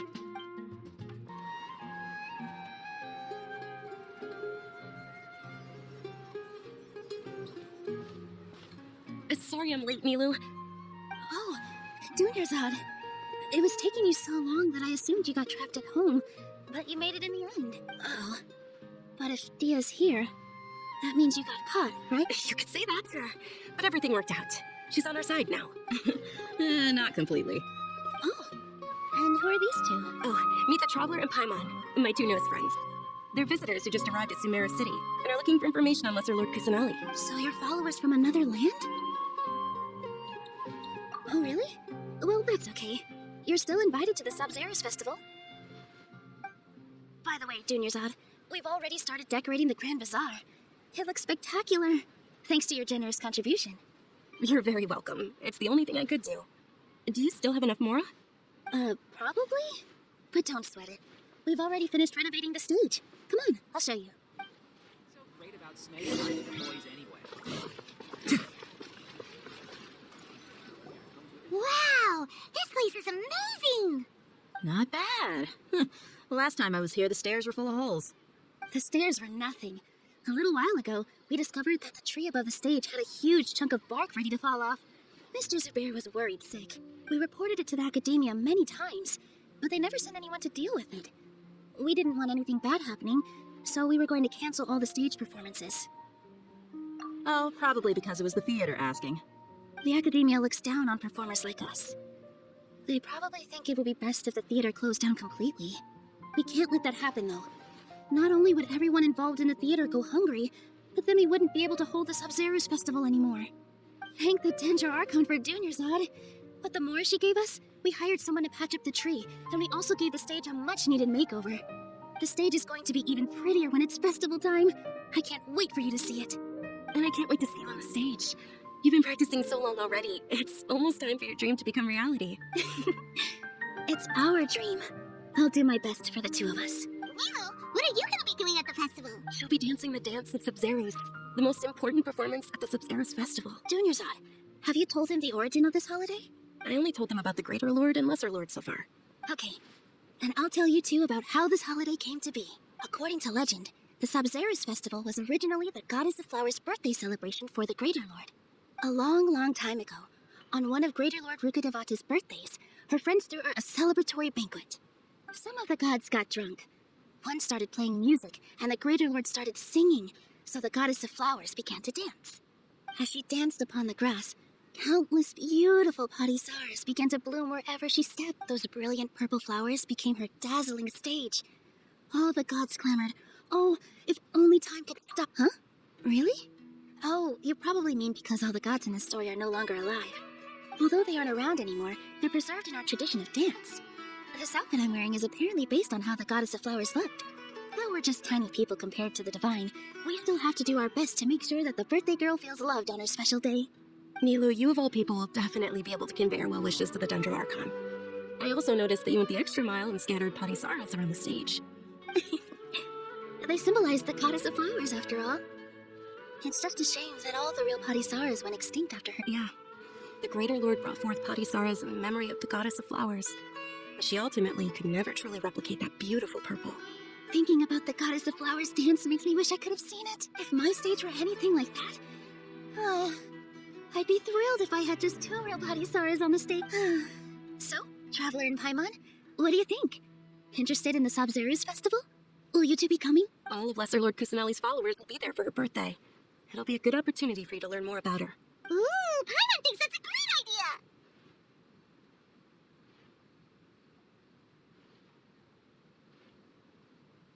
Of course Paimon wants to watch. Those two things aren't mutually exclusive, you know. So how about we all attend the Sabzeruz Festival together? Junior Zod, let me show you which stage decorations we've picked out so far. Traveler and Paimon, if that doesn't sound interesting to you, then feel free to explore the area. Everyone at the Grand Bazaar loves Lesser Lord Kusanali, and we're all looking forward to the Sabzeruz Festival. In that case, we'll take a look around. Nilu, your outfit looks amazing. There's also something different about you from when we first met up. I thought I'd add a little extra pizzazz to my dress for the festival. Wow, did you sew all that yourself? Uh-huh. Sewing is a fundamental skill for everyone in the theater company because we make all our own costumes. Did you know that Mr. Zubair not only can make costumes, but props too? I've noticed that you can't keep your eyes off that crown over there. Would you like to try it on? May I? Of course. The legends say that the Goddess of Flowers had beautiful horns on her head, so this crown was made to reflect that. Junior Zod, you look absolutely stunning with it on. It's like I'm looking at the Goddess of Flowers herself. Hey, is that who Paimon thinks it is? It looks like Catherine.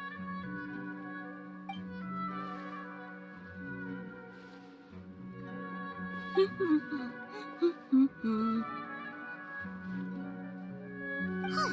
Come to think of it, Paimon's only ever seen her behind the counter at the Adventurers Guild. This is the first time we've ever seen her taking a break. Hey, Catherine. Oh, hey! It's the Traveler and Paimon! Watch it! Whoa, break time Catherine sure sounds a lot less formal than usual. Paimon was still waiting for her to say Ad Astra Abyssosque. Sure. Standing behind the counter at the Adventurers Guild doesn't require any complicated functions. But saying and doing the same old things over and over again can get pretty monotonous. Like watching the same Fontaine movie day after day. But take you two, for example. You travel across Tevat to enrich your lives and gain new experiences. Well, we enjoy traveling across Tevat and all that, but we're mainly looking for clues about her brother. Yes, and you should keep searching. Sometimes the answers we're looking for aren't necessarily at our intended destination. Instead, they're found along the way. Huh. Haven't we heard someone say something pretty similar recently? Anyways, what brings you out here, Catherine? No, not particularly. I guess you could say that I'm loving the recent atmosphere here. If festivals bring happiness to everyone, then that's where their true value lies. Oh, it looks like it's about time for me to be heading back now. Alright, we'll see you next time at the Adventurers Guild. Oh, by the way, thanks for connecting us with the Eremites. We've already made some great friends in Sumeru City thanks to you. I'm sure you two will get along well with the people here. You've already been blessed by the element of Dendro after all. See you around.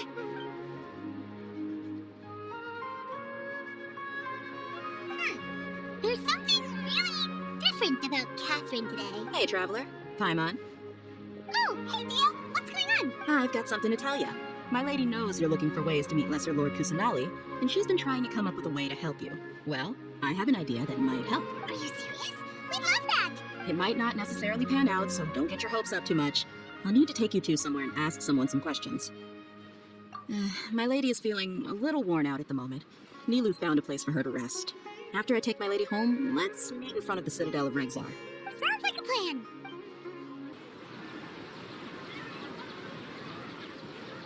Sorry, I'm late. It took some convincing for the Master and Mistress to believe that Miss Dunyarzad was only sitting in the port for a while because she was in a bad mood. Anyway, I guess I should be thanking you. I haven't seen Miss Dunyarzad that happy in a long time.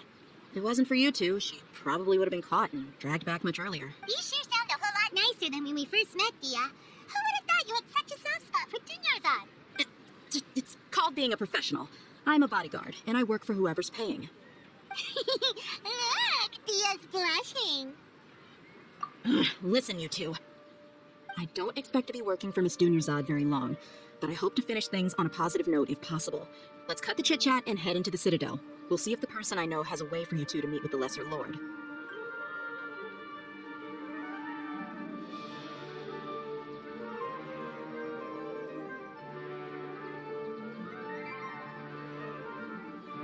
Oh, hey, Chief. Dia, what are you doing here? And well, didn't expect to see you three together.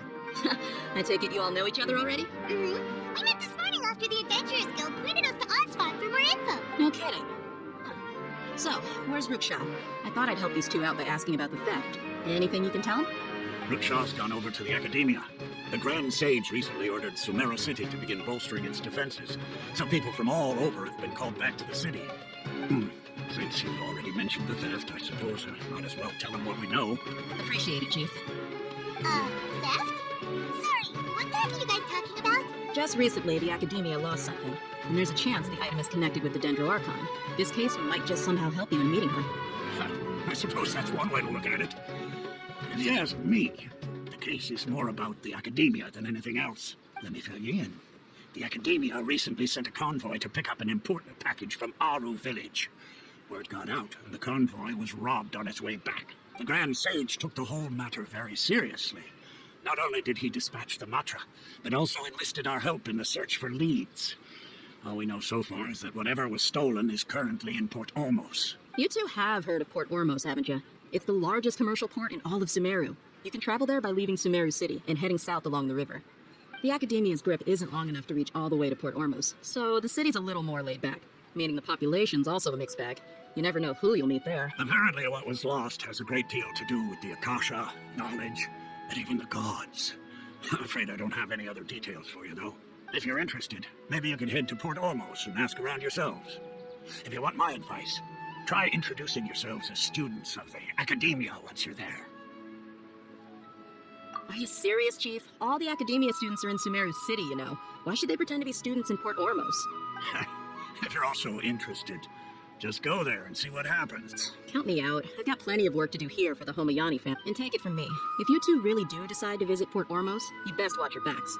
Let's just say that the Eremites there aren't nearly as friendly as those here in Sumeru City. There are even some extremists who go around shouting slogans like, "Retake Sumeru for the Scarlet King." Word is that more and more are joining their movement. They're becoming a real headache for Chief and the others. You bet they are. The Scarlet King's been dead for thousands of years. Now they start spreading rumors of his return. Ridiculous. Not everyone's like you, Chief. Even the desert natives who abandoned their homes in the wilderness still wish to have a god of their own. Well, Traveler, that's about all the information we have for you. Thanks, Dia, and you too, Osfond. Since we've gathered all we could for the moment in Sumeru City, let's head to Port Ormos and see what we can find next. Miss Dunyarzad is looking forward to seeing you both at the Sub-Zerus Festival, so be sure to get yourselves back here in time for that. Good. Then we'll see you both at the Sub-Zerus Festival.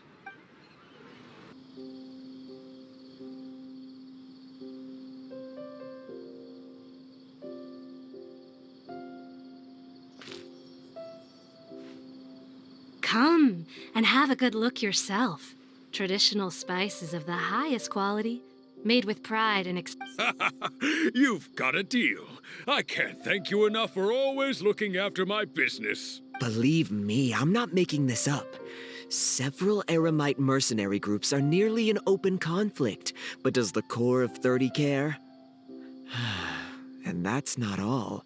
Did you know that... Wow! Talk about hurly-burly! This place is busy! Guess that's only to be expected for the largest port in Sumeru. Maybe it's because of what Dia told us earlier, but Paimon can't seem to shake the feeling that there's also danger lurking in these Ooh. Let's get our bearings so we can start looking for leads. We know that whatever the Academia lost is related to the gods. But other than that, we don't have much else to go on. Osfan told us to try posing as Academia students while asking around. Paimon checked the Akasha on the way here, and the Academia doesn't seem to have any research facilities in Port Ormos. Paimon doesn't get it. Won't we look even more suspicious going around saying we're Academia students and asking about the stolen item? Well, given all the people that come through here every day, if there's any information to be found, Paimon bets we could find it in the market. Welcome. Welcome. How can I help you two? Hi there. We would like to ask you a question. Do students from the Academia ever come to Port Ormos? Of course. Especially around this time of year. Students from Sumeru City that are about to graduate often come to Port Ormos to cut loose a little. Many people often talk about how hard it is to get accepted into the Academia, let alone graduate. But those who finish their studies and go on to become full-time researchers at the Academia have it even harder. Sure, we may not be Sumeru City, but Port Ormos offers beautiful scenery and a stress-free environment. Some even say it's good luck to come to Port Ormos, so students and researchers come flocking here when things get to be too much at the Academia. You see over there? Those are students from the Academia. They've been looking worried and miserable ever since they got here a few days ago. If you ask me, the life of a merchant is better. So long as the Akasha teaches us what we need, then life is good. Those students seem to be discussing something. Let's see if we can listen in. It's no good. I've tried asking around, but I haven't been able to learn anything useful. Not to mention that a bunch of scary-looking Eremite mercenaries have been posted along the streets now. There's been a lot of fighting between the different Eremite factions in Port Ormos. If we choose to move on our own, then it would be wise to steer clear of them. Especially the group that's constantly shouting some stuff about the Scarlet King and some resurrection.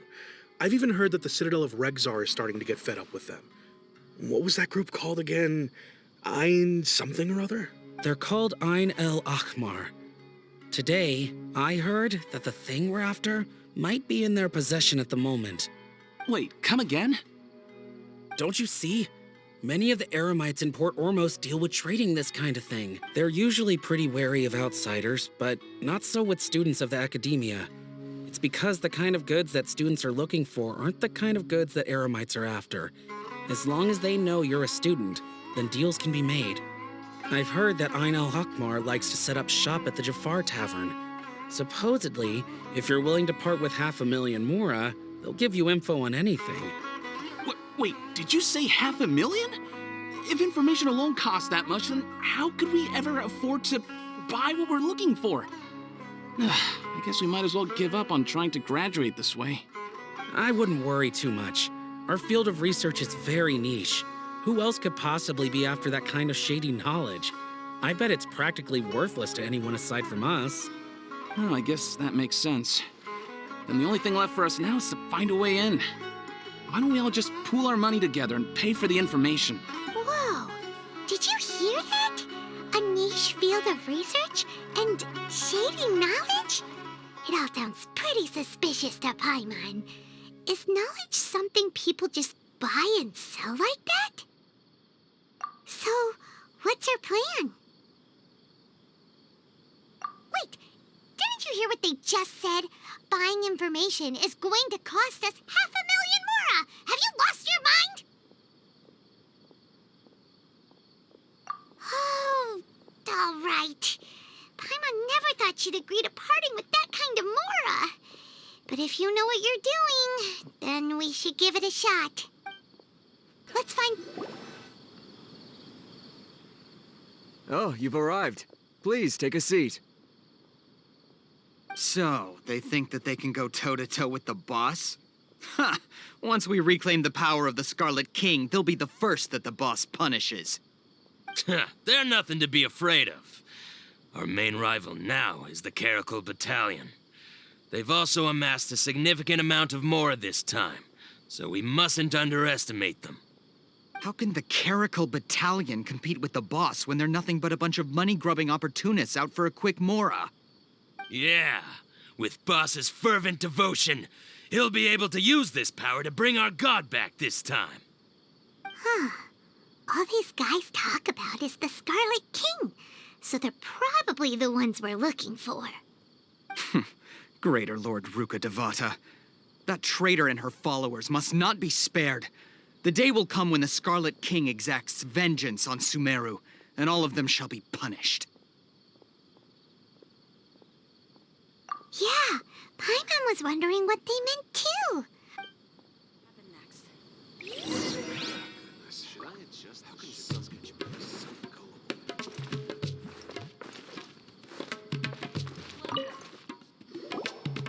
Huh? Who are you? What do you want? A student? What's a student from Sumeru City doing in Port Ormos? Ah, well, if it's info you want, you've come to the right place. The question is, can you afford it? Huh? What is this, some kind of joke? Oh! Sorry! She must have grabbed the wrong amount! Hey, what do you think you're doing? Oh, Paimon can't stand to see so much more go. But there's no other choice right now. Here, this is the merchant's address. Whatever you're looking for, you'll find it there. Hmm? Well, what are you waiting for? Oh, that's right. We heard you mention the Scarlet King just now. We're actually interested to know more because we're,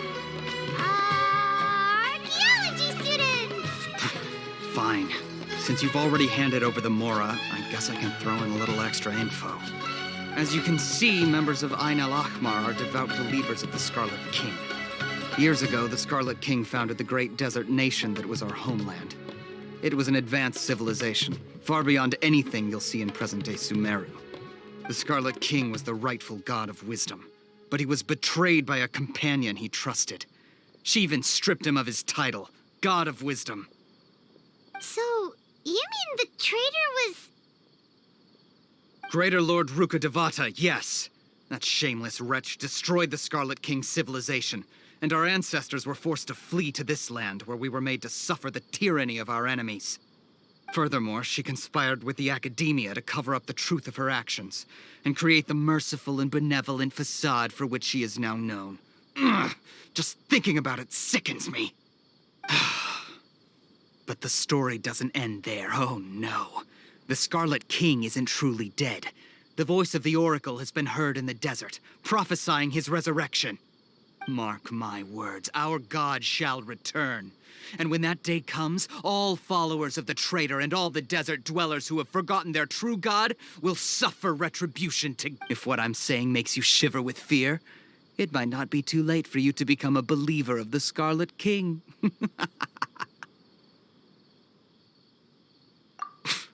I don't have anything to say to you Academia people about that. I think this conversation has reached its end. Not just yet.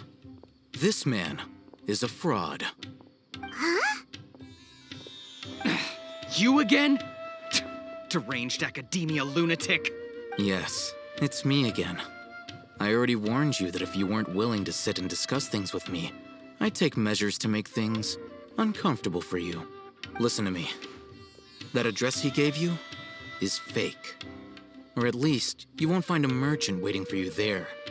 This group has been boasting all around that they can provide information on a certain item as a means of luring people into their territory.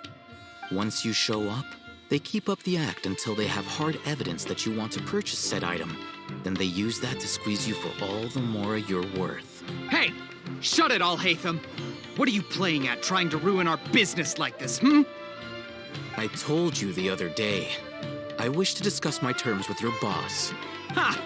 The boss made it perfectly clear that he won't negotiate with you. Yes, and in no uncertain terms. But that was then. It does not preclude him from changing his mind in the future. I'm warning you. Don't push us, or this could get ugly. We don't usually get rough with people from the Academia because it just complicates things. For a lunatic like you, though, we might just have to make an exception. If you're suggesting that we escalate this from a verbal exchange to a physical one, I accept.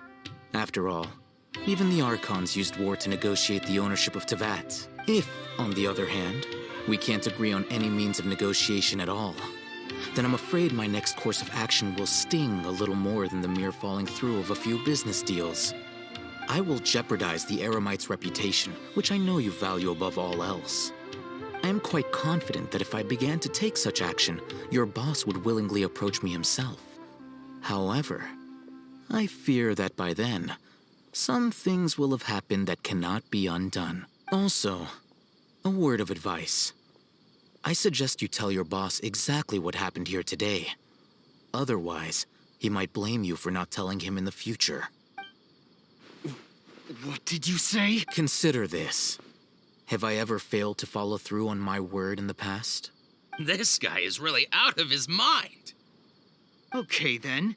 If you really have a death wish, let's meet a week from today. The pier in front of the Pharos Lighthouse, 4 o'clock in the afternoon, sharp. Don't expect us to hold back. Not so fast. First, you return the 500,000 mora to them.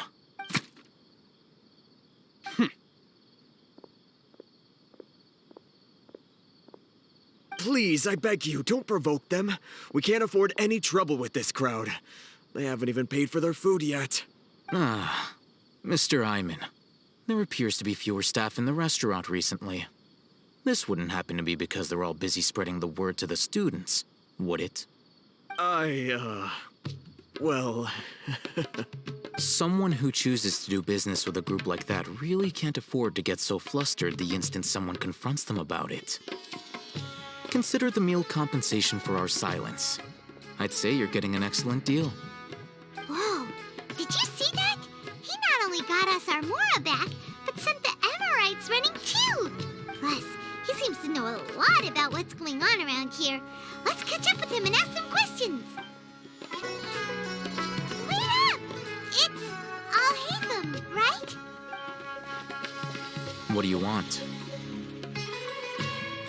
No need for thanks. My goal was to get to them, and you two gave me just the opportunity I needed. We're even. Oh, I advise you to keep your distance from them.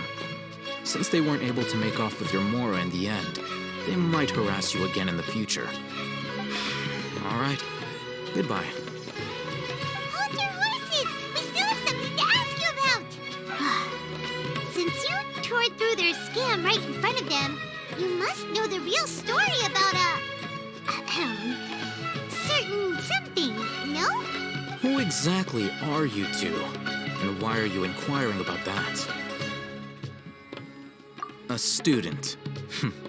Right. Look, you should know that those thugs conducting business with you had nothing to do with your lie. Huh? Oh, yeah! She's really strong! Weren't you saying something about a physical exchange? We can help with that. She doesn't even have a vision. Forget it. Maybe not, but she can still use elemental energy. Otherwise, there's no way we'd go asking for info from from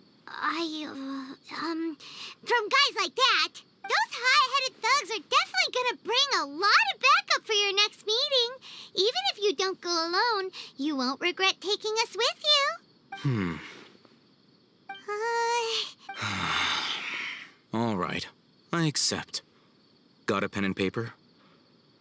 If you're searching for someone who sells that kind of merchandise, I'll give you one of their addresses, and you can try your luck. We'll reconvene at the appointed time by the pier.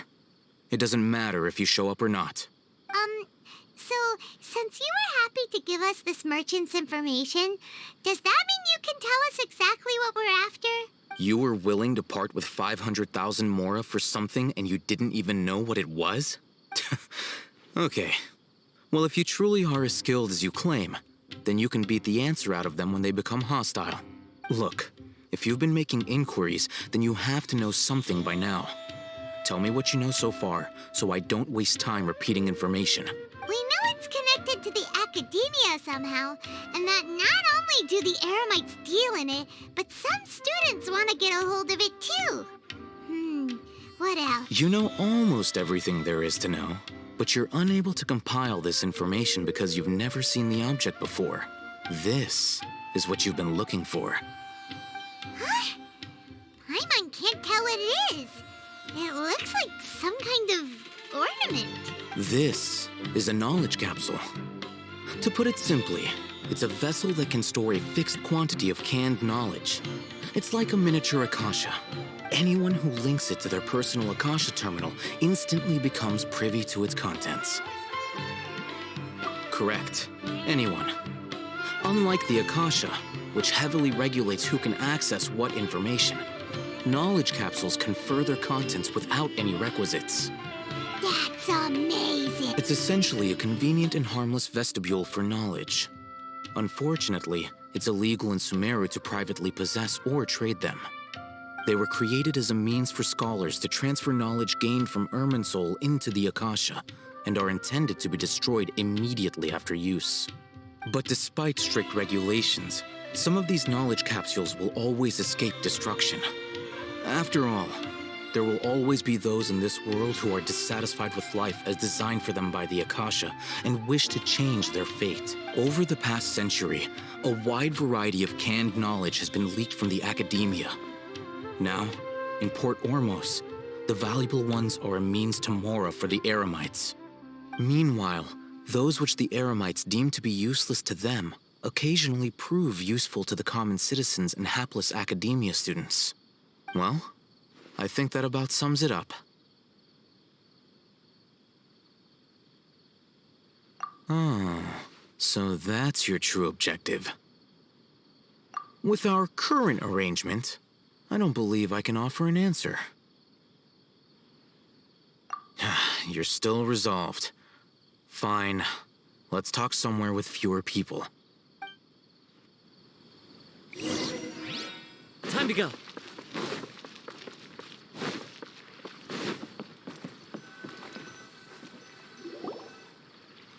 Let's continue our conversation here.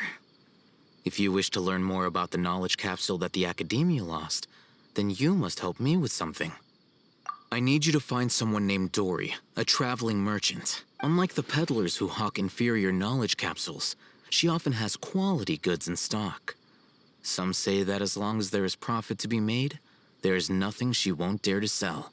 She's guarded against people from the Academia because most of her wares don't comply with Academia regulations. I think she blacklisted me.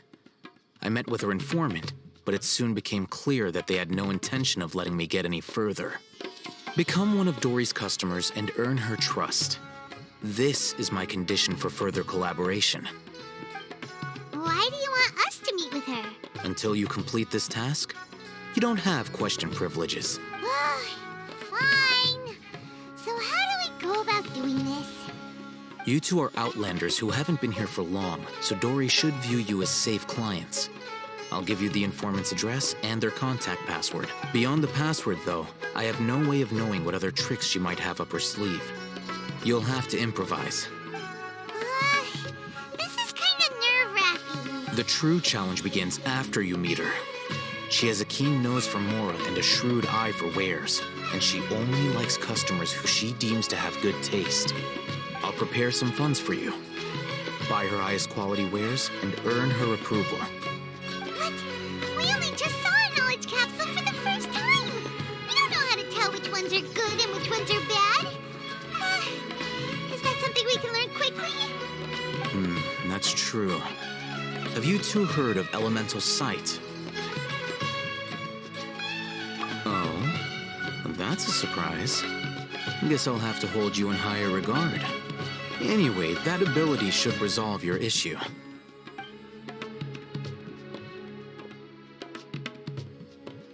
Here are 2 knowledge capsules. Tell me, can you detect any difference in their quality?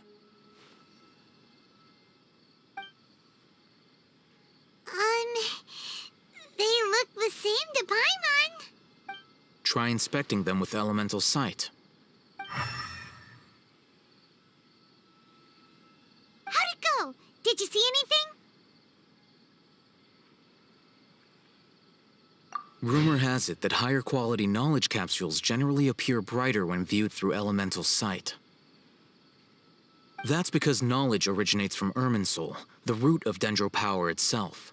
The more powerful the knowledge, the richer it is in Dendro energy. However, some canned knowledge with a high concentration of elemental energy is of little use in contemporary times, so those capsules are of little value. Using elemental sight is merely a stopgap measure, but it should suffice for earning Dory's trust. That sounds pretty impressive. Here's a sheet with the informant's location and contact password, and here is the Mora for purchasing canned knowledge. Don't be cheap. You'll need to spend to catch Dory's eye. If there's any Mora left over, just keep it. Oh, and be sure to exercise some caution. There have been Matra present in Port Ormos lately. Your efforts will be for naught if they catch you. Matra? They belong to the Academia's regulatory body. They also handle cases of illegal canned knowledge transactions. Like I said, the Academia has banned both their trade and possession. The Matra are razor sharp. You're in for nothing good if they lock their sights onto you. If you two want to back out, now's the time.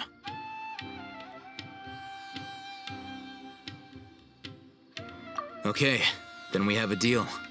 If you succeed in your dealings with Dory, come find me at the Wikela Funduk. We'll have an open discussion then. Hello. What are you two looking to buy?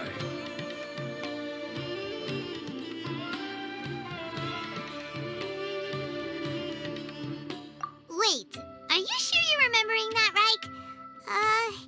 Paimon doesn't think it was that on the paper. What a unique palate. We have unripe hara fruits, but we usually keep them in the back. I'll have someone escort you. Following the paper got us past the first round. Ronak, these two want to buy unripe hara fruits. Show them to the warehouse. Got it. You two, please follow me. You two have a fascinating fashion sense. We haven't seen a customer wearing a Sumeru rose for quite some time. Hold on. Let me think. Sumeru rose means common merch. No, look again. We're obviously wearing morning flowers. Ah, my mistake. I do apologize. Whew. That pop quiz sure was scary. The warehouse is up ahead. Please follow me.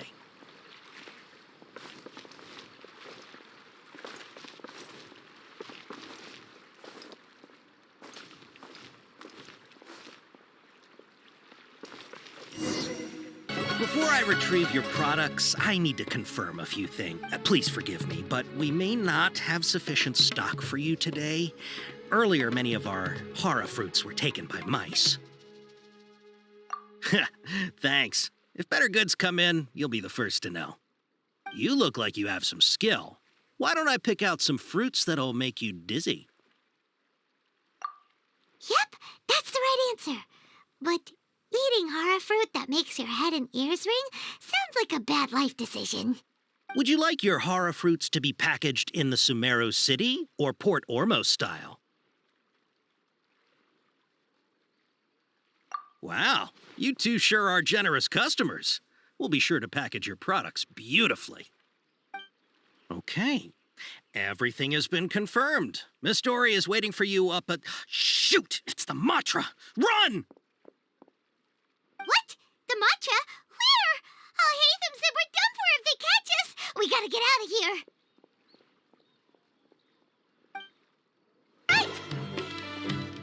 Here, over here. You can stop running now.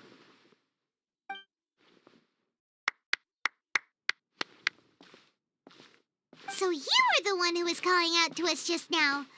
But, are we definitely gonna be safe here? These two good customers wish to buy some horror fruit, Miss Dory. And if there's nothing else, I'll just excuse myself. Oh, very good. Huh? Wait, you're Dory? Paimon sure thought you'd look a whole lot scarier. Hey, what are you trying to say, Princess Pea-Brain? I can be scary enough when I need to be, believe you me. If you don't watch what you say, then you can forget about doing any business. But it seems you two have actually done pretty well so far. Not only did you manage to find the informant, your reactions were also pretty sharp. You don't really look like criminals or anything, but I bet my Mora that you've been involved in some shady dealings, haven't you? Paimon's not sure if that's supposed to be a compliment, but we'll take it. I can't risk doing business with people who start huffing and puffing after just a few paces, no matter how much Mora they might have. Not only will they get caught by the Matra, but they'll also get us into trouble. As decent folks trying to run an honest business, we don't need any of that. Wouldn't you agree? So that's why I prefer to have customers like you. It's your first time here, but don't worry, I won't ask too many questions. Even if you wish to buy enough knowledge capsules to decorate your house with, please knock yourself out. As long as you have lots of round, shiny Mora, then we're all good. Ah, yes, of course, of course. Go ahead, help yourselves. Wow, she has a trove of canned knowledge. Whew.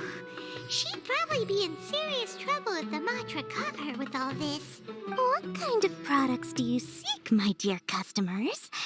Don't worry, I'm not interested in your reasons for buying. I can, however, offer some suggestions. Take this one, for example. An analysis of the sociological ideology and dialectics of the Hilichurls. Only 3 people in all of Teyvat have ever studied it, making it extremely rare. It's on sale now for 350,000 Mora. Yeesh, who would want to be an expert in that topic? Or how about the architectural styles and construct? With this one, you can become an expert in historic architecture preservation and find an excellent, well-paying job in nearly any nation. Ooh, now this sounds like it could be useful. 2 million Mora, and it's yours. No discounts. Whoa, that's a lot of Mora! Of course, you are free to pick whatever your heart's desire. The contents and price of each knowledge capsule are indicated in small text on the body of each one, down at the bottom. All right, let's try the method that Al-Haytham mentioned.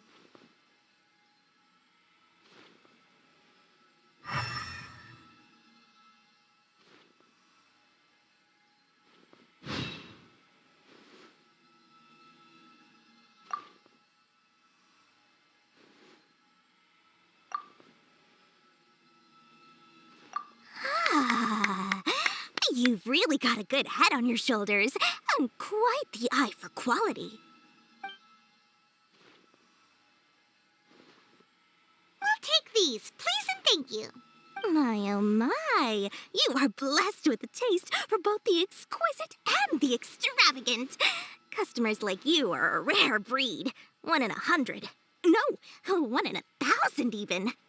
Listen, I have a special offer for you two. If you spend just 100,000 Mora more, you can pick any knowledge capsule of your choice up to a value of 1 million Mora. Say what now? Hey, did you hear that? Spend another 100K and we get a capsule worth a whole million! But all the canned knowledge we just bought is easily worth 500,000 Mora. If we spend just a little more, we can get something worth 1 million Mora. Isn't that a fantastic deal? Think about it. We've gone to all this trouble to get this canned knowledge. And so far, everything we bought belongs to all hate. Aren't you even the least bit curious about how this whole canned knowledge thing works? We're talking instant knowledge here. Don't you want to try it yourself? Come on, come on. We still have around 100,000 of Alhaitham's Mora left. So let's put it to good use by finding something useful for you. Excellent. Then please, select from this fine collection of canned knowledge over here. Hold on a second. Paimon thought we could choose whatever we wanted. Why can't we choose the ones from over there? Oh, but my dear customer, the knowledge capsules over here are worth 1 million Mora each. I'm sure discerning customers like yourselves will be able to find something to your liking. Please. Oh, Paimon has a bad feeling about this. Let's use Elemental Sight again to check these.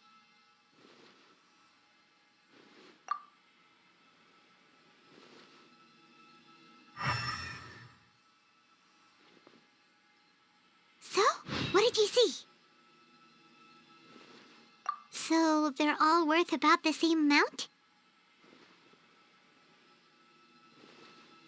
Well, anyway, the Mora's already been spent, so let's at least try to find something useful.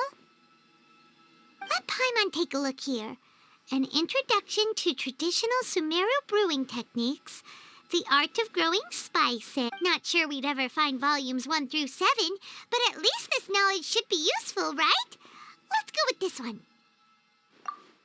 Dory, we'll take this one. All right, very good.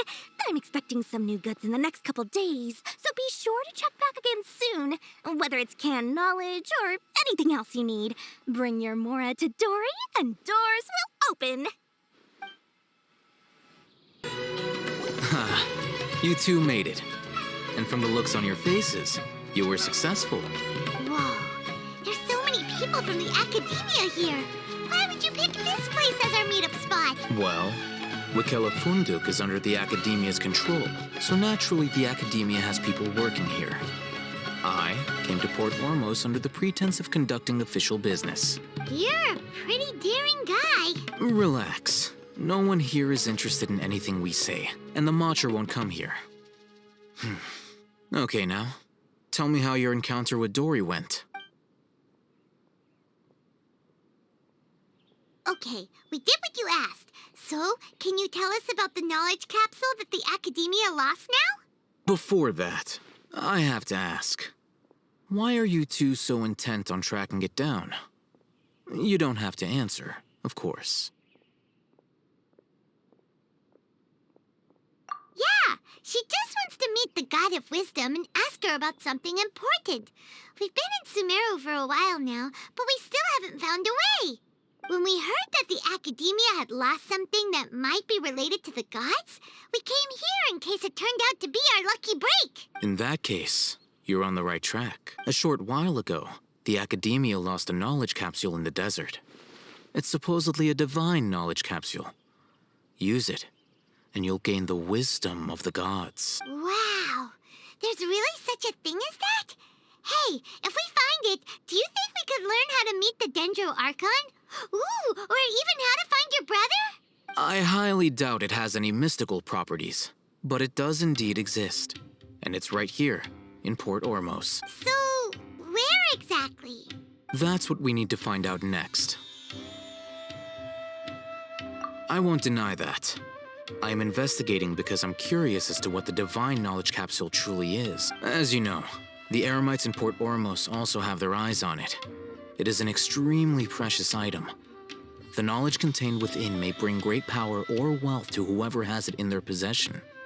Several brigades have been vying for ownership of it as of late, but there is still no victor. My personal finances and connections cannot compete with those of the Eremites. After attempting various methods, I finally managed to reach a tentative agreement with several brigades. I agreed to forego ownership of the Divine Knowledge Capsule in exchange for the opportunity to study it. After all, there's no harm in understanding what it is. However, there are those who are less amenable to negotiation, such as those from Ain al-Ahmar. They adamantly believe that the Divine Knowledge Capsule contains the Scarlet King's power, and that he will return to this world when they obtain it. They refuse to let anyone from the Academia tarnish their deity's soul. So you kept hounding them because they refused to cooperate with you? Yes. Ain al-Ahmar isn't exactly wealthy, but its members are determined to get that capsule by any means necessary. To that end, they've resorted to many methods more foul than fair in order to amass sufficient funds. So, I've been sabotaging their business to force them into negotiating with me. The Divine Knowledge Capsule should be up for a secret auction within the next few days. To ensure the capsule's security and to evade the Matra's notice, the winning brigade will not publicly disclose their victory. Unless I know whose hands the Divine Knowledge Capsule ends up in, my agreements with them will fall through. Dory is the most reliable source of information, but that avenue was previously closed to me. With you on board now, the situation is different. In other words, you wanted us to befriend Dory so you could find out where the Divine Knowledge Capsule is. Yes, you can say that. But this arrangement harms none of us. The day after tomorrow, go back to Dory and try to purchase information on the Divine Knowledge Capsule's whereabouts. If she has no information, wait 2 days and approach her again. If I get the opportunity to study the Divine Knowledge Capsule, I will relay my findings to you. Will that suffice as compensation? Okay, then we'll meet up in 2 days. Alhaitham, before you go, we actually bought a knowledge capsule for ourselves, but we're not sure how to use it. You two want to try using a knowledge capsule? Doing so right under the Academia's nose is a bit problematic, though. What do you say we head to the outskirts of town? All right, this place works. Show me the capsule you purchased. Here. Sword Fighting Techniques 8. Huh. A combat class knowledge capsule. This class is something of a rare find these days, since most have been taken by the Eremites to augment their battle capability. Really? Aw, yeah, what a great buy! If you want to determine the efficacy of this capsule, I can evaluate your combat ability. However, effects will likely be minimal if you already possess a high amount of strength. We can conduct a controlled experiment where you fight 2 battles, one before using this knowledge capsule and one after. While you fight, we can use an Akasha terminal to monitor your various physical parameters. There may be variances in your physical strength between the 2 tests, as well as a disparity in your opponent's abilities. But don't worry, I'll run statistical analyses afterward to mitigate any confounding effects. Wow! Alhaitham, you must have been one of those guys at the Academia who got top grades on everything. Paimon's curious about something, though. You definitely weren't one of those students who needed canned knowledge to graduate from the Academia, right? So why are you risking getting caught by the Matra for this capsule? When you are unable to understand a researcher's actions, most cases can be attributed to curiosity. This is but one theory. Sounds like you're trying to avoid the question. All right, let's begin the test. Just fight as you normally do. Now, I'll start recording data again. Alhaitham, how's it going? Well, the knowledge capsule you purchased did improve her combat capability. During the second fight, her overall fighting performance increased by 0.073%. Wait, how much?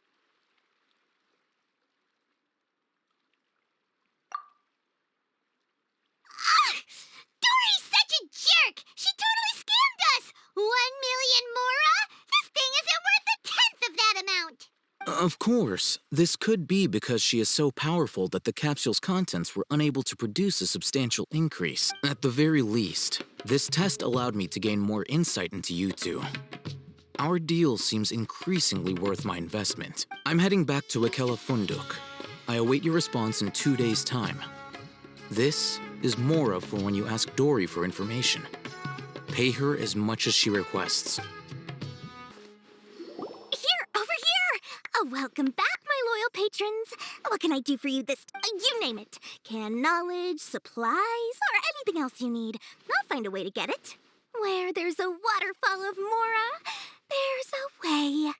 Can you really get us anything we want? Aha! So it appears that canned knowledge alone is no longer sufficient for your opulent appetite. Then please oblige me. Tell me what you have in mind. Oh! I knew customers with pockets as deep as yours would undoubtedly crave something more profound than ordinary canned knowledge. But you know, that kind of information isn't going to be cheap. After all, I had to work really hard to weasel my way into the auction site. Not to mention that if anyone found out that I was the leaker, I would be in big, big trouble. But how can we be sure your information is accurate? Paimon's curious how you just happen to have this kind of info the moment we need it. Because to me, anything of value is what I consider to be my supply. Therefore, I must always be aware of what's hot on the market in order to secure more sales. As for the information's authenticity, well, you've no need to worry about that. I used a camera to take a picture of the transaction. That way, no one can dispute it. It's always a pleasure doing business with such sterling patrons. Now that you've paid in full, here's the scoop. The Divine Knowledge Capsule was purchased yesterday by a certain Misery, the leader of Ain El Ahmar. Ain El Ahmar? You mean the Eremites who worship the Scarlet King? Ah, so you're already familiar with them. The group has done everything in their power to obtain the Divine Knowledge Capsule. After all, they believe it contains the power of the Scarlet King. That Divine Knowledge Capsule is unlike any other canned knowledge I've seen before. It was glowing bright red. The capsule is clearly visible in the picture I took. You can look for yourself. Thanks for the info, Dory. Please, it's my pleasure. It's all thanks to discerning customers such as yourselves that my efforts yesterday were not in vain.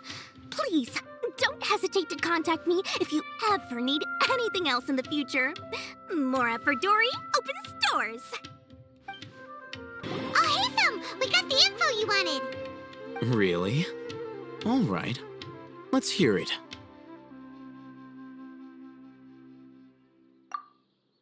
Dory even gave us evidence to verify the intel. Have a look. Huh, look at that. Clear as day. It must have taken some guts just to infiltrate the scene of the Eremites' transaction. But then to get close enough to take a picture like this. Bold move, Dory. Very bold move. All right. The person in this picture is indeed Misery, the leader of Ain El Ahmar. And the glowing red capsule he's holding appears to be the Divine Knowledge Capsule. In which case, if we play our cards right, when we confront them next week, we should be able to force them to show their hand. At first, Paimon didn't get why you were provoking these Ain El Ahmar guys. But now, it sort of makes sense. Everything's playing right into your hand. After we defeat them, we can finally have a serious talk with their boss and get— Thank you for your time and efforts. Take a few days off while I make some preparations. Let's meet up again on the afternoon of the arranged date. 3 o'clock. See you then.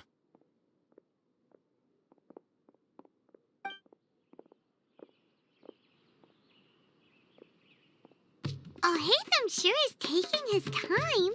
Where could he be? Oh, there he is. Sorry to keep you waiting. Let's head to the pier in front of Pharos Lighthouse. Yep, let's go. Oh, hey, Thumb. I knew you were crazy, but I didn't know you were crazy enough to actually show up.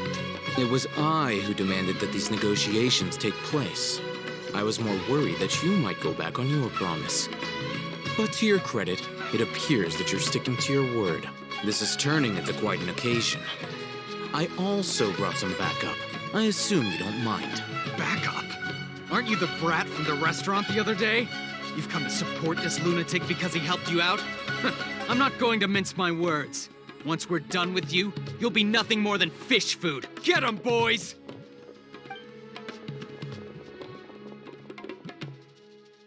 Uh-oh, here they come. Good luck, you two.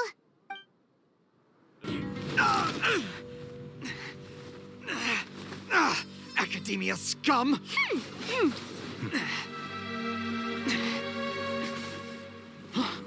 Boss! Finally! Did you use it? Great! Now we can... Huh? Boss? Boss!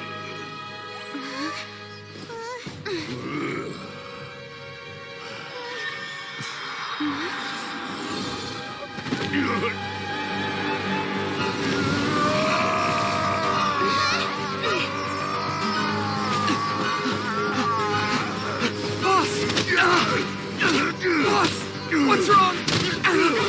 What happened to him?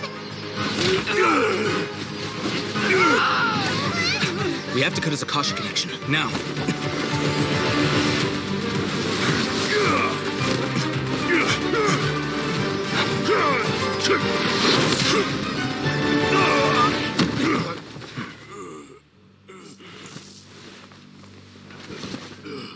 Target acquired. Arrest him.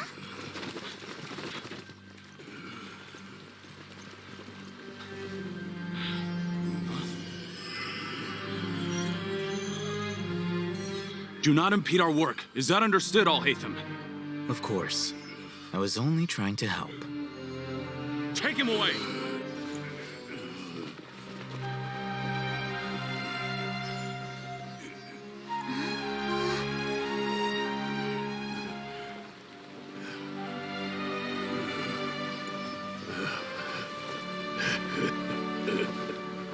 World, forget me. You won this one. What in Teyvat just happened? It's like that big guy suddenly lost his mind. It looks like he used the Divine Knowledge Capsule. You mean the Divine Knowledge Capsule did that to him?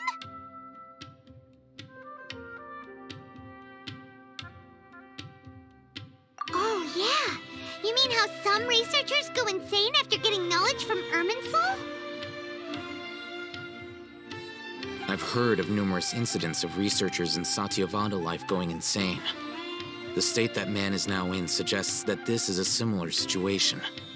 This Divine Knowledge Capsule does appear to be linked to the gods, but beyond that, it doesn't seem anything like the rumors suggest. Did you hear what he said? World, forget me. What could that possibly mean? If the mantra took him away, then that means the Academia got the Divine Knowledge Capsule back, too. What a shame. We were so close. Still, Paimon didn't expect the Divine Knowledge Capsule would be so dangerous. Imagine if we tried to open it. Oh, who knows what would have happened to us? As things stand, there is no reason for me to remain in Port Ormos. I believe our collaboration has also reached its end. Oh, we were so busy trying to find the Divine Knowledge Capsule that Paimon forgot to ask you something. Since you're a member of the Academia, do you have any idea how we can go about meeting Lesser Lord Kusanali? Truthfully, I don't. Lesser Lord Kusanali appears to exist outside of Sumeru's entire administration. Most of the time, you wouldn't know she exists at all. Moreover, since the Academia possesses the Akasha, a symbol of our deity's wisdom, scholars have no reason to desire to make contact with the deity herself anyway. Everything about Lesser Lord Kusanali is such a mystery. I'm heading back to the Academia. How about you two? It's almost the day of the Sub-Zeros Festival. Maybe we should head back too. We've been rushed off our feet over the past few days, so maybe a little rest and relaxation will do us good. Then we'll part ways here, Alhaitham, until we meet again.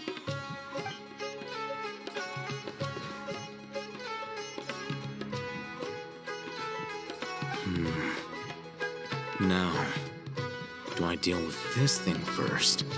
Or should I produce the report that the higher-ups require?